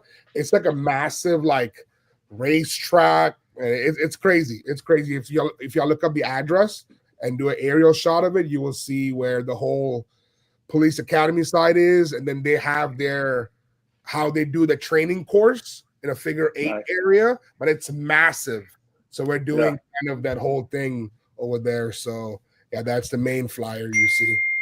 Oh, and there's a stunt wall competition. See, if you would have told us this, listen, we have some boats that could have come out for the stunt wall. Hey, we still got 2 more weeks, so we're good. Pull up. Right. Hey, and then the trophies are pretty sick too. So not 3D printed. Yeah, they're not 3D printed. Yeah, the trophies are pretty sick too. It's gonna be nice trophies. Some specialty awards going out as well. So it's gonna be a fun event. So definitely, I'll be posting the posters. I would say flyers maybe tomorrow or day after on our pages. So we'll definitely show it off, and then y'all can help us promote it as well. Absolutely, yeah. Yeah, definitely. Yeah, put those flyers on the Slingshot Audio Garage for sure, and Yeah, I'll do it tomorrow. A 1-day event. It's just December 1st, right? So he used to do it for like a 2-day event. The only issue was that when he went to get a date for this year, there was only this Sunday available, the December 1st, and only the Sunday. Even the Saturday wasn't available. So next year he's already pre-figuring out the days and stuff like that to have it blocked off. So usually does host a 2-day event. So I do want to get more slings involved. And like I said, it's going to be a bike event, sling event, demo vehicles, SPL vehicles. We have a competition side on the SPL side as well. Yusaki will be out there. And it's going to be a big event. Everybody come hang out, have fun, and all that stuff. So. And do people just pay at the door, or is there an Eventbrite, or just at the door entry, $20 or whatever it is? I will get more info on that. Again, I'm just helping him with the audio side. I know the bike and the slingshot is $20 plus a $10 toy unwrapped. I don't know if there's an entry fee. I don't know for sure, but I'll get that information for sure and get it rolling. Okay. And where can we find you on Facebook, Instagram, TikTok, all your social medias for either just yourself or for Chase or for Sound Evolution? So Sound Evolution to Sound Evolution HTX on Instagram, TikTok, Facebook, all that stuff. And then I'm Jake Jesty, just my personal page. My brother Jess Jesty, we both own the shop together. And then Chase the White Mamba. It's not at White Mamba. Is it? You really should make it at White Mamba. Yeah, you really should. It makes sense. Yeah. It does. The technical creator or something. Yeah, it's got to be like a cool name, like some shirts made. Like I can print that or something. Charmer. And just based off of like I know a lot of people in the Slingshot community obviously know you from Black Mamba, but just me myself, just looking up Sound Evolution on Google. You guys have 280 Google reviews, and you're at 4.9 stars. Like, I'm a business owner. That is amazing. So we have like one, not 4.9. It could be like a 4-star review. That brought you down from 5 stars to 4.9 stars. So that is huge. So that's not just the Slingshot community. To me, I always look at Google reviews because if you're not on Google, like you just don't exist, right? Yeah. And for you to have 280 reviews and you have a 4.9 star, it's to me it's huge. So like that builds a lot of trust, outside of the Slingshot community, because a lot of us have trucks and boats and Jeeps and whatever else. Like, definitely reach out if you're in Houston, or if you are like my husband down in Florida, reach out to, Jake and Chase, sorry. And I I mean, mean, like I said, we believe in service. It's not just the cool toys and we can build this badass and that badass. I mean, we are end of the day a full blown retail shop that does crazy stuff. We're not a project shop. We're not a Don't think you see all these cool fancy toys and all we're doing is we're watchmakers making Rolexes. Like we still you walk in, you want 4 speakers and a radio, like we're happily. I would honestly rather do that. All this damn custom shit is just it's stressful. It's because we charge what we charge and we just overdo it. Like, again, the argument me and Chase, my brother, had like a couple of hours ago before the podcast, like it was stupid, but it was just the perfection and the details we do. I didn't agree with what Chase was doing, and we argued, and and it is what it is. He knows I love him, no homo. I mean, he did roll his eyes a little bit. I know. It's just that is a custom is cool and all, but like I would honestly rather do the basic stuff that brings the money, but it's not fun at that point. It's how is that different than everybody else around us? That is why we dive into what we dive in. But at the end of the day, from the time the customer walks in through the doors, we provide them the whole service, right? Love it. That starts from the beginning of the walking into the door till the whole sale is done. They're paid for. The parts are ordered. The vehicle shows up for the install. The install's done. The delivery's done. And I mean, there's like crazy. I mean, I've seen it. Yes, you built Black Mamba, right? And that's how I know you from. But like, you go with her to the shows and you bring your tent, and it's literally customer service from what I've seen. And I've never gotten anything done by your shop yet, Ron. But from beginning to end, I mean, you're there like holding the customer's hand. Of and course. I love that. And I'm looking, I mean, your Google reviews say it all. Your Facebook reviews say it all. And to me, that's just in the lab, baby. When you buy something, you want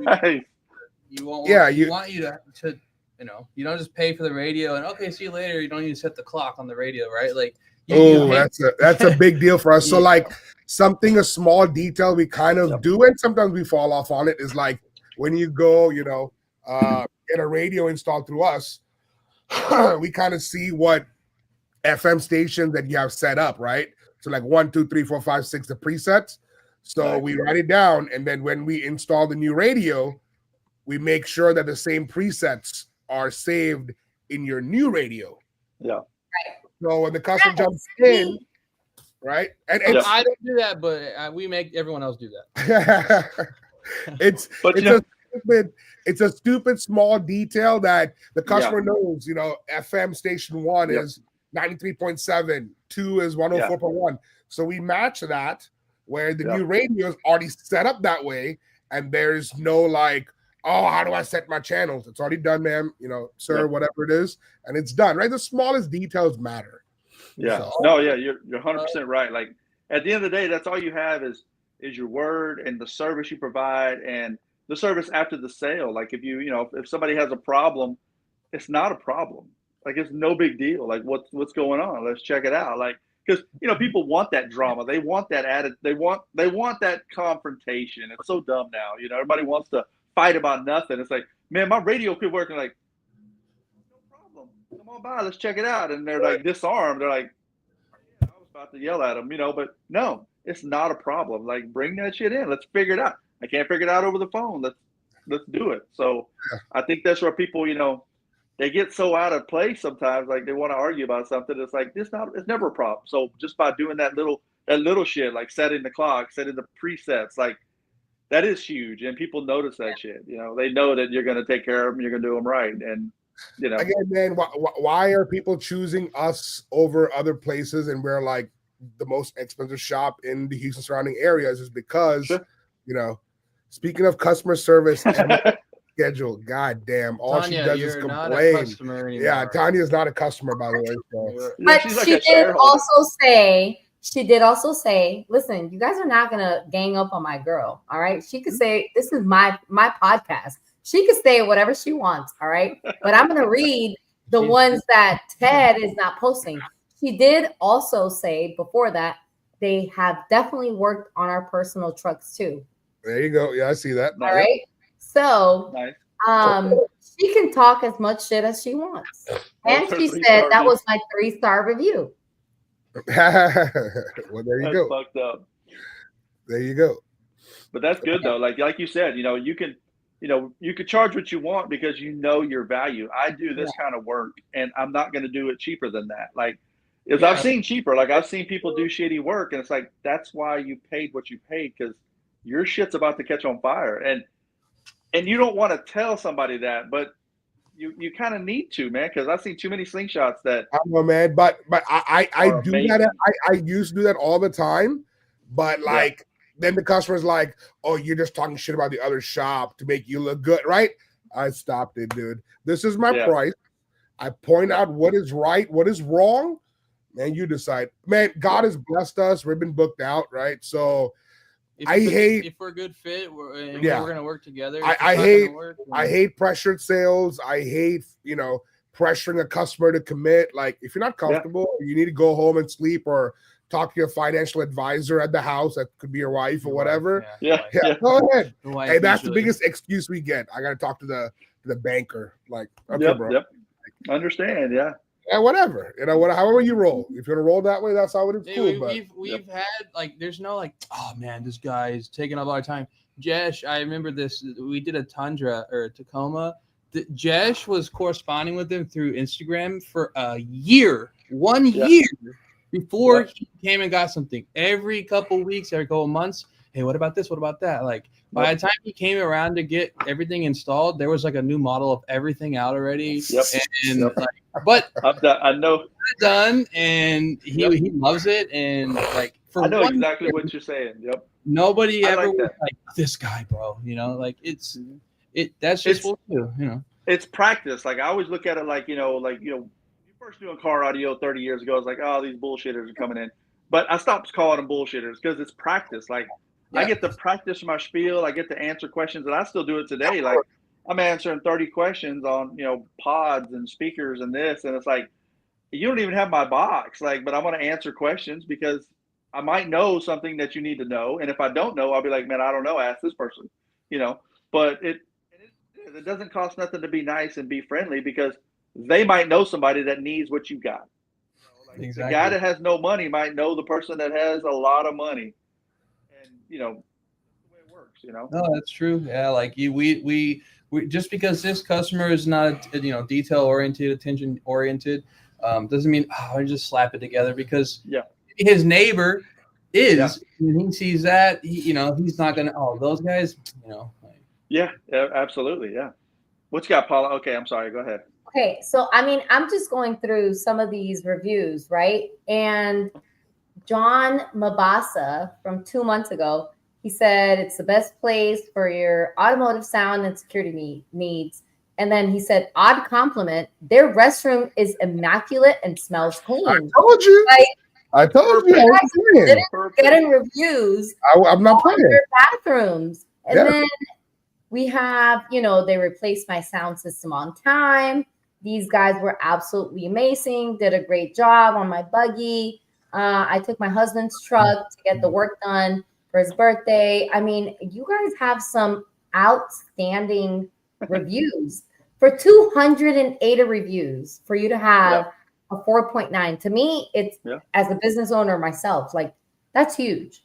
Yeah, absolutely. The best audio shop in Houston. Can't say enough about the quality. I literally went to somebody else, and then you guys. Not going to give them any clout, but I highly recommend Sound Evolution. Greatly pleased with the experience. Oh, and then they mentioned Jake went above and beyond, helped me out, maximize my dollars.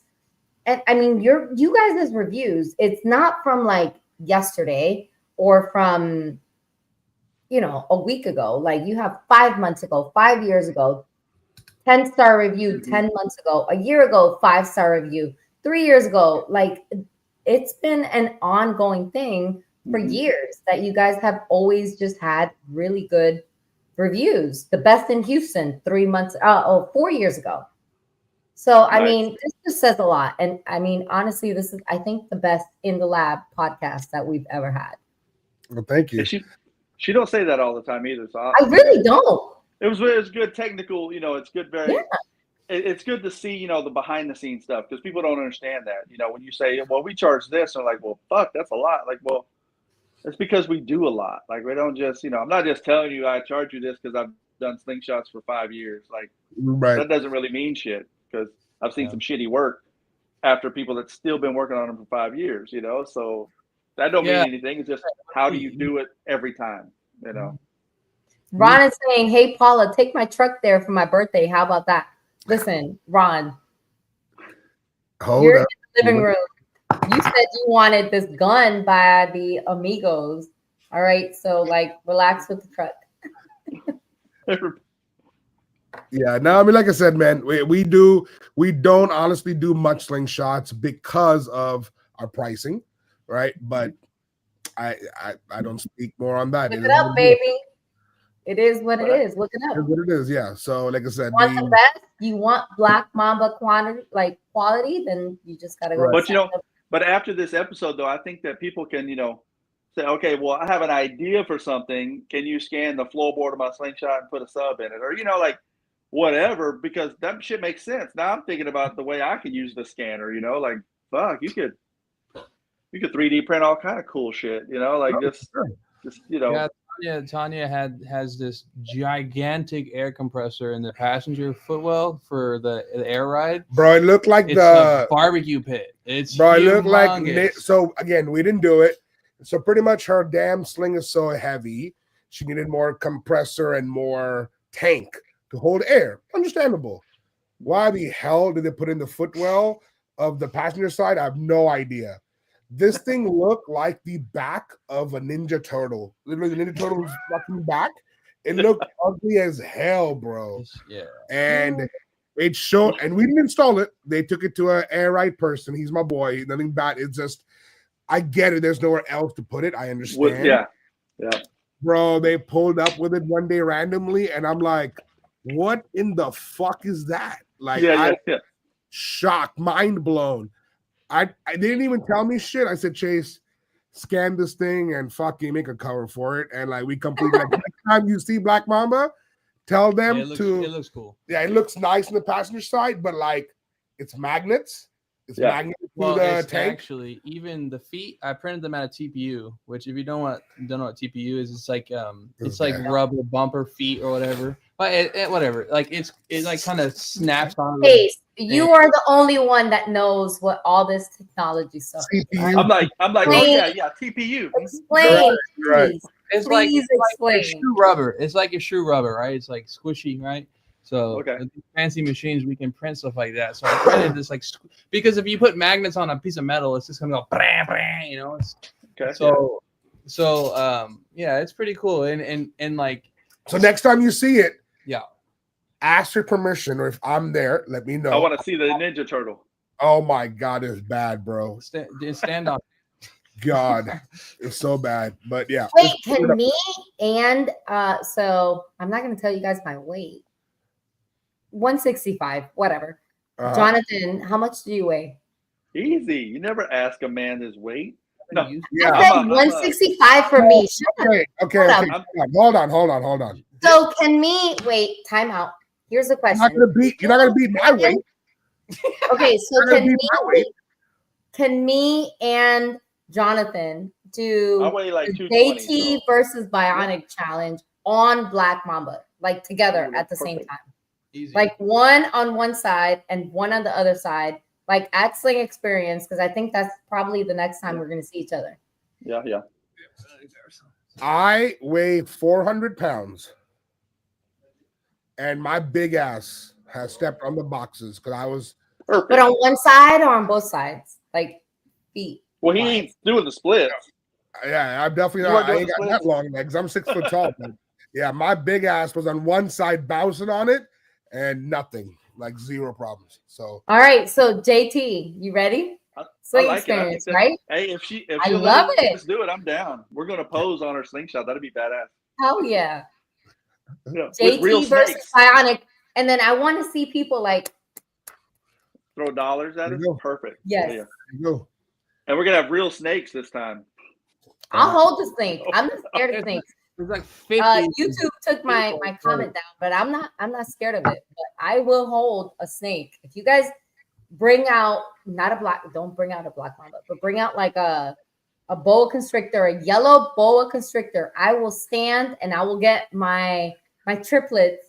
So the SoFlo triplets, Amy and Rachel, and we will hold the snake. What's his name? Nuthouse has a boa. He had at the Dallas show. He had a snake he was carrying around. I'm good, thank you. I can't do snakes. I used to have a 10-foot boa constrictor, a yellow one with red eyes. Yeah, I'm good. I didn't act scared. I played tough. I was like, oh, that's cool. And I pet like the back of it, like way down away from his head, and then I walked away really fast. Yep. Yeah, hell no, I'm good. I grew up in the city. We don't play with these damn snakes. No, Nope. Man. I haven't been in the country. We're from Florida. Like, there's probably a snake in my backyard somewhere. Yeah, y'all probably have gators in the backyard. Like, it's different. It's different over there. Yeah, I'm good. Thank you. But Jay, get me a boa constrictor, a yellow boa constrictor, and me and Amy and Rachel, the triplets, we will stand on top of Black Mamba holding the snake. It's a challenge. See, y'all can stand on one side and I can stand on the other. That'd be perfect. JT versus Bionic. Perfect. There you go. God. That's awesome. That's ridiculous. I like it. Well, man, we appreciate you guys coming on, man, and sharing some of your knowledge with us and with the group. And absolutely, post those flyers on the page, and that's what we're all about, is trying to just promote the page, promote the group, just promote the community. Trying to just bring awareness to whatever you can do for the people. It's all about helping people out. I mean, life's too short to be worrying about dumb shit, and it's And I'll say, you definitely have changed in the few years, or the years I've known you. You've gone from that's some bullshit to like whatever, and so and it is. It's just an evolution of there's the word again of just learning. Like, some of that shit don't fucking mean nothing because it's all dumb sometimes. Yeah, I mean, like I said, it's you're not going to be undefeated. It's always subjective, and there is smart judges sometimes. Some of the judges are from are barbers. I've been to shows and they cut hair for a living. Like, yeah. It's a competition. We call it a competition. There's going to be some level of like, self-pride, and you want to win. It's not even about self-pride. It's just that, these competitors have a lot of money in their systems, and they spend a lot of money traveling from state to state. We just want a fair chance. Yeah, right. Yeah, right. That's fair judges. And like, bro, if I was like genuine, no bullshit, if I was a judge and I had to judge Black Mamba versus another sling, and if the other sling sounded better, I would pick that sling, because end of the day, bro, there is smarter people in the crowd listening to A and B. And if Black Mamba didn't sound as good as the other sling, and I picked Black Mamba, they're gonna know that it's your bullshit. You know what I'm saying? Yeah. And it's just favoritism and just what? No, I was just laughing at what she said. You're fired. You're fired. Yeah. You know what I'm saying? So it's and then we just want to stand further back. That's all. Huh? Just stand a little further back. Oh God, bro. But what? We'll touch on that too, because you're right. There is certain slingshots, like, I think Black Mama's is good about not being so overpowering in the smaller circle. It's really not terrible at that. But I could see where it could be way louder. I mean, it totally could be. And then there's some slingshots that are in the smaller circle where it's like, you really need to experience this across the parking lot to get the best sound. Yeah, like the harshness and the horns playing so loud. Trust me. If you want, that sling is very capable of having a pushback tune. I think there is one on there. It's got multiple tunes on the controller, but it's not pleasant to stand around in front of the crowd and play that. It's not. Yeah, I mean, it's I just want hosts and whoever it is that hosts these audio competitions to give judges the room to walk around. Yeah.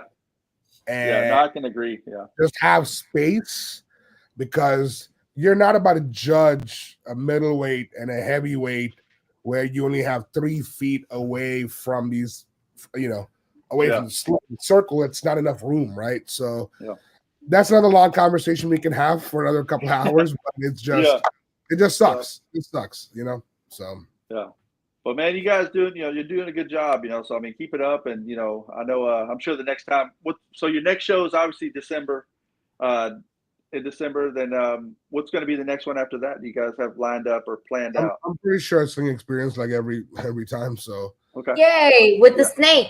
So can you please figure it out? Listen, I'm already talking to the triplets, right? So it's 3 of us. Well, I mean, it's more of us, right? But the triplets, the SoFlo Sling triplets, like we're already talking about it on the chat, and they're kind of mad at me, Amy and Rachel. But like we're gonna look into a big ass snake. I'm not gonna be anywhere close to that area, but keep going. I'm not scared of snakes. I am. So I'm not. So as long as you don't have like venom or something, like do not get a black mamba. All right, listen, I'm gonna text you guys. They're already looking into it. So we need to find a snake rental in Houston for Sling Experience. Yes. Is what you're saying? Okay. Yes. Yeah. Yes. Perfect. I'll pose with it. I'm not touching it. I'll hold it right here. Okay. It's probably not going to be a black mamba because that shit will kill all of us. But it'd be like a cool boa. That'd be cool. Or ball python. A ball python, yeah. Or a boa constrictor, but like help. Or a puppy. We could bring like Phoenix's dog. Like that dog is perfect. If you get little headphones on, perfect. See, Tanya said Mambacita is snake friendly. God, Byron, boy, Byron. That's another. Byron is a different character. It's a different breed. That was Tanya that said that. I know. Mambacita is snake friendly. Yeah, Mambacita is technically Byron. Look, see, we have our guy Robert. His name is like in our group. His name is Octopussy. He's saying, "I'm going to Sling Experience just for the snakes." So that's it. Sound evolution with snakes. Either you guys print out a real snake. He's sick that day. Like something like food or something, or we're actually gonna have an actual snake. So look for it. Talk to the wildlife preservation. Jesus Christ. God. Let's get too elaborate. Yeah, I'll give it no problem. You saw the reveal we did for UAS, right? I didn't see a reveal. I saw the bus, but the fucking school bus was perfect. Yeah, so we were all dressed as schoolgirls or whatever. But if we're gonna reveal a new black mamba, like what's the best way to do it than with like actual real snakes? Get bit by a bunch of snakes. I got you. Perfect. Yeah. Or I'm gonna no black mambas. Those motherfuckers are scary. Is that what you're saying, Paula? Like I get to dress up in like some black skin for the JT versus Bionic for the pose off. Perfect. Listen, you are not included in this JT versus Bionic. I thought I was going to be in the reveal. No, that's not fair. Look, I didn't go to the yellow bus reveal. I'd have been in that shit. I don't care. Damn. I'm getting texts from my girls like, girl, what are you talking about? What are we doing? Yeah. Anyway, you're initiating all these people to wear snakes on them and shit next year. That's probably not going to work.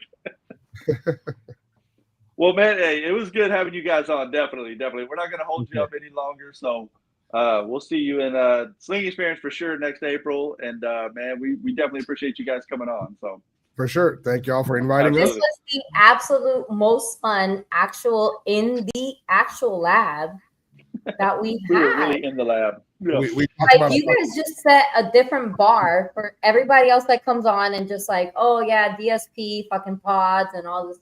You guys were actual in the lab. Like you guys showed us the actual lab. So thank you guys. Sure. It was good. Really good. Man, I thank you guys. Appreciate it. Yeah. Sound Evolution in Houston, Texas. Definitely. Everybody check them out.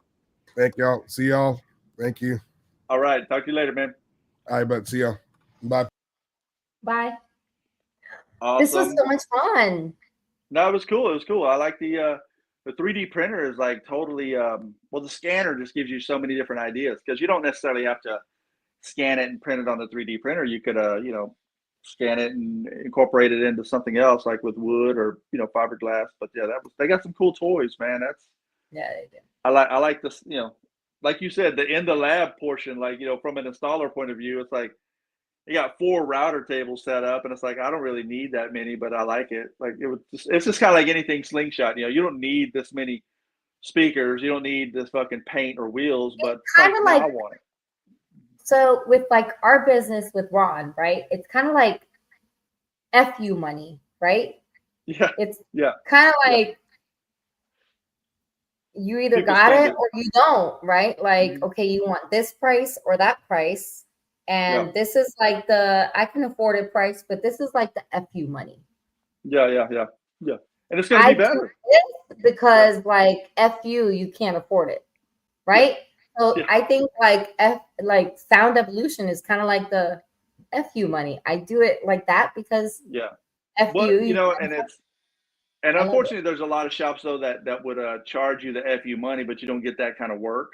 Right. So I like to see when the shop says, yeah, we can do the simple speaker and it's going to be great, but we like to use this, and this is the way we do both speakers regardless. And if you Right. can afford it, great. If you can't, it's no big deal. And I Right. would rather somebody be honest, like, and I would rather turn away 10 grand than to make 3 grand and then they never be happy. Like it would cost you so much money in the long run. And that goes back to your, reviews, and you were talking about like that's a big deal. People don't understand that, because it's I've got like 45 reviews and I've got a 4.9, but it's 45 reviews, so it's like they got I mean, 300 and a 4.9, 200. so that's a big Once deal. I went on Google and I saw 280 Google reviews, because in the Slingshot community, like even if you go to like whatever page Mm-hmm. and you go on, like, for example, Bionic Designs, right? We have like 1 Google review Mm-hmm. because most of our reviews, we're still a very small community, the Slingshot community. But once you see someone in the community with 280 fucking reviews, sorry, Yeah. they have 4.9 like Yeah. stars. That's huge to me, I think. Yeah. But and I think that's the big deal with Slingshot stuff, that people don't understand what it really costs. And then I can understand why people will get in their feelings when they don't win. But just because you spent 100 grand doesn't mean you win. It does not guarantee a win. There's no guarantee. I had a dude tell me one time, like, man, I should have won that. I can't believe I lost. I'm like, who said you should have won? Like, there's Right. no But then you have guarantee. Black Mamba, right? Yeah. I better win. And it's Jay. like she kind of does shit on everybody. Like when she shows up, Hey, people do not register. Like, I'm sorry to but say I it. think you gotta travel. And I like whenever she travels, she will go across the United States. People get so hung up in their backyard because they're the best. And then when they travel and lose, it's like, this is some bullshit. And you're like, who are you comparing it to? The 7 people you've been competing against? Like, you got to travel. And you Right. can't understand it unless you do. So it's and at the end of the day, it don't fucking matter. You still got a badass Slingshot. You still got badass audio. Like, nobody really cares that you lost. We already forgot about it. Like it's music. It's Yeah. music. Yeah. At All the I end can of the remember day, is Rob we dances. all ride fucking tricycles that play music. That's perfect. Big ass tricycles that play music. I'm writing that shit down because I like that. I'm gonna say that. And Listen, it's when I was a kid, my mom and my dad, once we got to this country, they couldn't afford one of those like power wheels, but these are like tricycle Yeah. power wheels that now as adults we can afford, and we put music on. That's right. So yeah, you And gotta have fun. there's people that are like fighting about it, and it's like, shut the fuck up. You gotta have fun. Like at the end of the day, my favorite is watching Rob dance next to his shit. I don't even know what was going on, but he was getting down. Like, you couldn't tell him nothing. No, we and were that at was cool. church, and that was a very lively church. Yeah, that Very was cool. lively church. Yes, it was a very It lively was a church. good event. So I'm excited. I'm ready to hear the Slingshot Sound Spot recap. I think that's gonna be an awesome show. So be sure everybody check that out. And so yeah, well, I guess we'll see you guys next week. So next week we got Doug from Metrics. He built the Slingini. It's a Slingshot Lamborghini. He's built a couple of them actually, and they do pretty badass work. And then we've got Brian Barber the week after that. So definitely get to pick his brain and hopefully go in the lab with some more in-depth audio knowledge. So yeah, we like that kind of stuff. I think that's what Well, I know that's what the Slingshot Audio Garage is supposed to be about.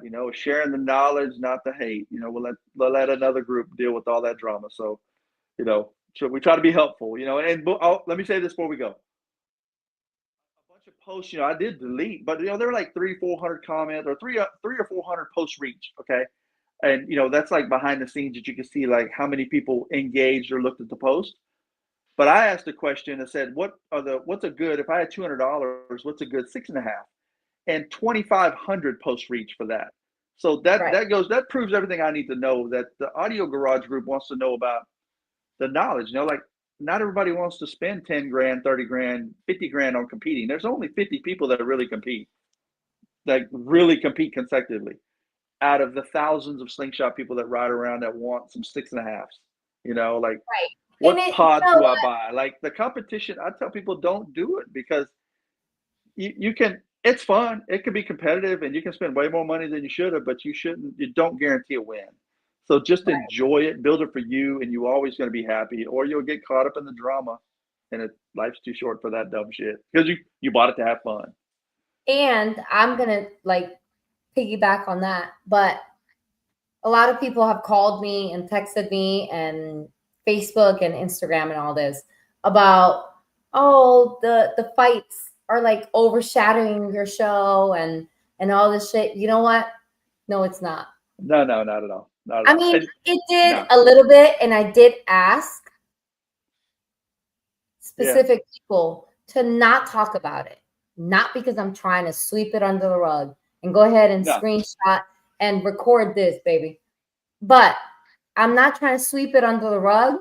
But there was so many good things that happened during SS Takeover Miami that I didn't think that the arguments that happened like even mattered, right? So it does suck that there are people that were not here at all that found out about it, and that's what I wanted to avoid, but it happened. And there was people that were actually here that didn't know about it, that ended up finding out about it because of certain lives and certain comments and certain posts and certain this. But you know what? 2025, it's going to be continued. And that's what I say, like, it's going to be bigger and better. And I honestly don't know. And I will talk my shit because I did talk to my Soul Flow Slings group and I talked to the people that helped me. And you know what? That's good. It was a great event. I thought it was great. Final knockout, round 2, baby. Yeah. 2025. I'm ready for it. It'll be badass, and like I said, nobody had an argument or a problem with the event ever. Nobody ever does. Nope. But they always have a problem with the sound competition. So why do you even do it? So and that's what I'm that saying. Like DJ competition was, to me, yes, the sound competition. There are a lot of people that come. Yes, there are a lot of people that come for the sound competition. But there were so many people that flew in without a slingshot that rented a slingshot. Yeah, that was cool. That came and Memphis showed up their slingshot that didn't compete, or people just that wanted to come and just hang out with Soul Flow Slings. Yeah. Who knows? I mean, it's coming. I'm not gonna say too much, but end of the year show, I think by like many people's requests and many people's like phone calls and Instagram messages and Facebook and all that. It's absolutely a thing. I don't 100%. Know what we're going to do, but I do think that by popular opinion, it's going to be Miami. Yeah, I like it. Is there going to be a sound competition? Maybe. Is there going to be a final knockout round 2? Maybe. Is there going to be an SS Takeover? Maybe. Is it going to be a different platform? Maybe. Is it going to be just a Soul Flow Slings only type thing? Maybe. I don't know. Yeah. But is it going to happen again? Absolutely 100%. And can you expect a Thursday night party? Yes. Can you expect a Friday night party? Some badass day rides? Yeah. Yes, absolutely. Yeah. And then can you expect some badass things happening? 100%. But just like let me finish this event to figure it out. Gotta have fun, man. Hey, just like Rachel said, the famous words, you gotta have fun or you're wasting your time. Like, but you know what? Though? All the people that did fly, months.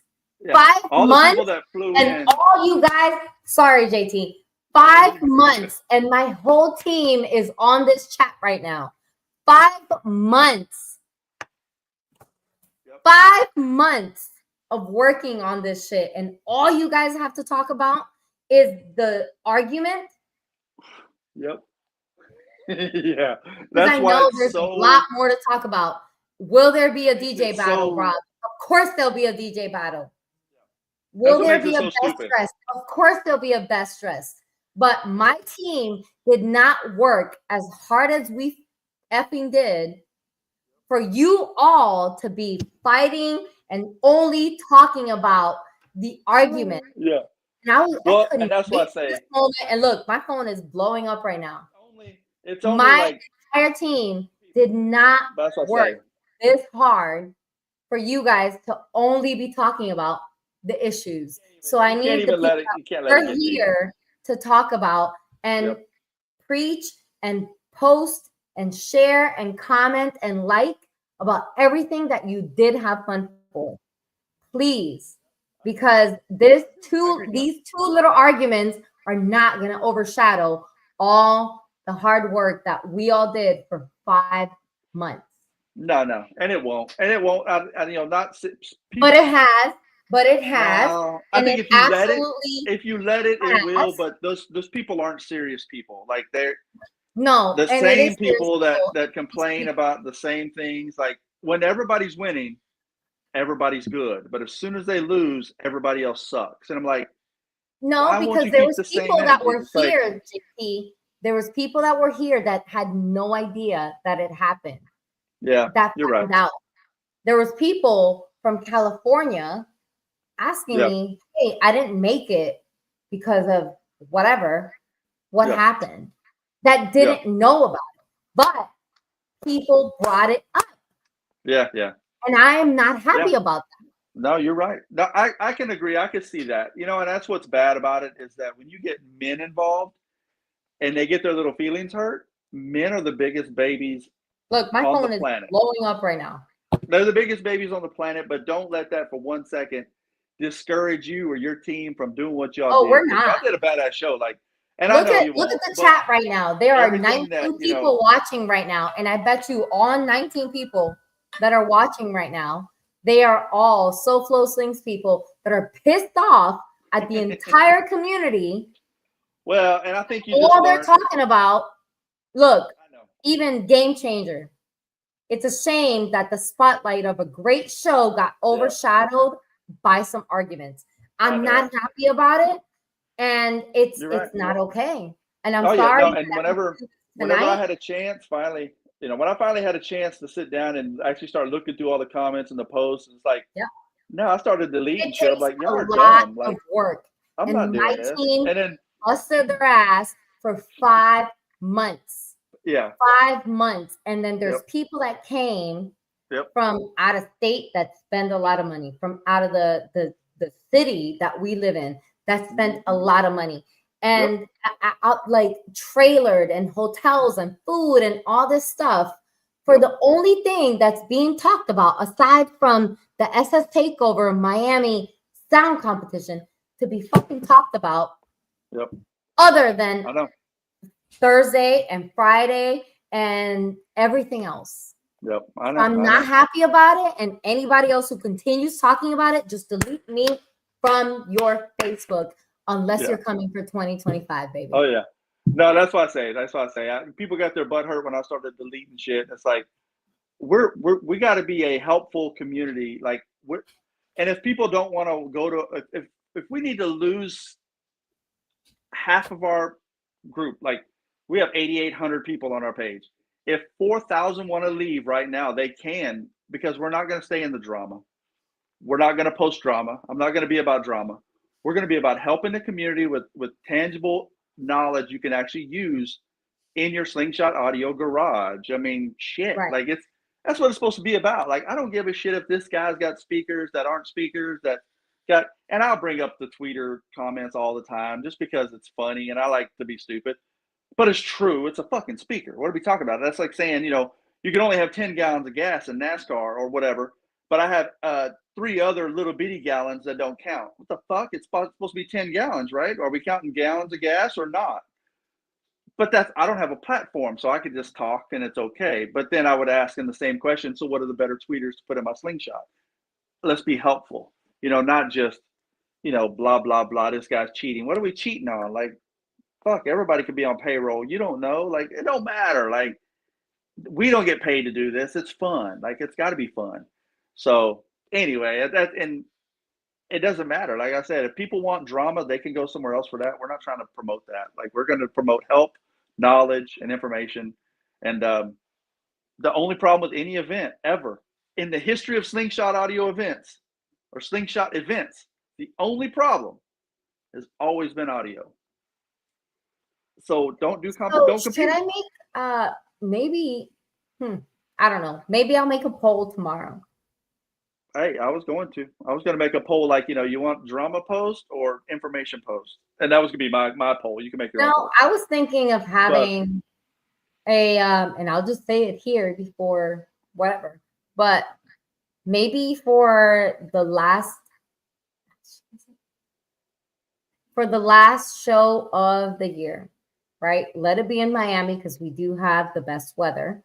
Absolutely. But should it be like, I mean, that DJ battle was amazing. Yeah. Right. And the 5 different states. I could open it up to different states, right? We only did have 5. But should that be like the end of the year thing? I don't know. We got to think about this. But that's cool. That's a cool idea. Yeah. Think that 2025 SoFlo Slings, because of what happened, we might. I think this is it's a great opportunity to change. I don't know. I think you know what? It would still be a badass show. An out like just an all right party and DJ battle. I don't know. I'm just talking. This shit just finished 3 days ago. Yeah. But it looked like a great event. I wish I could have been there, but I mean, it looked fantastic. And don't think for one second that, you know, you're being overshadowed. Like, you know, I let some comments get to me and I'm getting all emotional and I'm all pissy and I'm like, wait a minute. Nobody's making money doing this. We are being overshadowed because there are a lot of people, and some people are like, oh, don't stress about it, baby. I'm not stressing about it. I know, but it does piss you off. I know we did have a great show. Absolutely. And everything was absolute perfection and everything was a super great time. And people that didn't compete, and even some of the people that did compete, had a great time. Yeah. If you that one little or 2 little scuffles, it's those 2 little things. Yep. Here, Paula hosts Link Court podcast where people can argue. Maybe. Jesus Christ, that's perfect right there. Sling Court. Oh my God. But I do not think, like, for the people that are texting me and calling me like, oh, this is overshadowing, baby, it's not overshadowing nothing. SoFlo Slings is going to continue. And we have an event this Saturday. All right. Y'all did a good job. Aside from what happened, we have an event this Saturday in the morning, and then we have something at night. All right. So we're going to keep it moving. But you guys are not going to come into our area and mess up what the hell we have going. Yeah. And if you guys want to come back and party with us, like, you're going to behave. No, exactly. Or you're just not invited back, and that's it. No, and y'all did a good job. So it was great. So I know next year I'm gonna be there for sure. Yes, I know. That's my plan. Awesome. Well, it was good talking to you again, Paula. I'm gonna go ahead and get off here because I think it's past my bedtime for sure. 2.5 hours. Shit, I don't remember doing that. This is like a Slingshot Soundspot episode. Like, man, we don't go this long. It's crazy. You know, we don't normally have this long of in the lab. But yeah, so I'll be looking forward to seeing you guys' show on Monday, and I will talk to you then, man. We appreciate everybody joining us tonight. Thanks a lot. Awesome. Thanks, Paula. I'll talk to you later. All right, bye.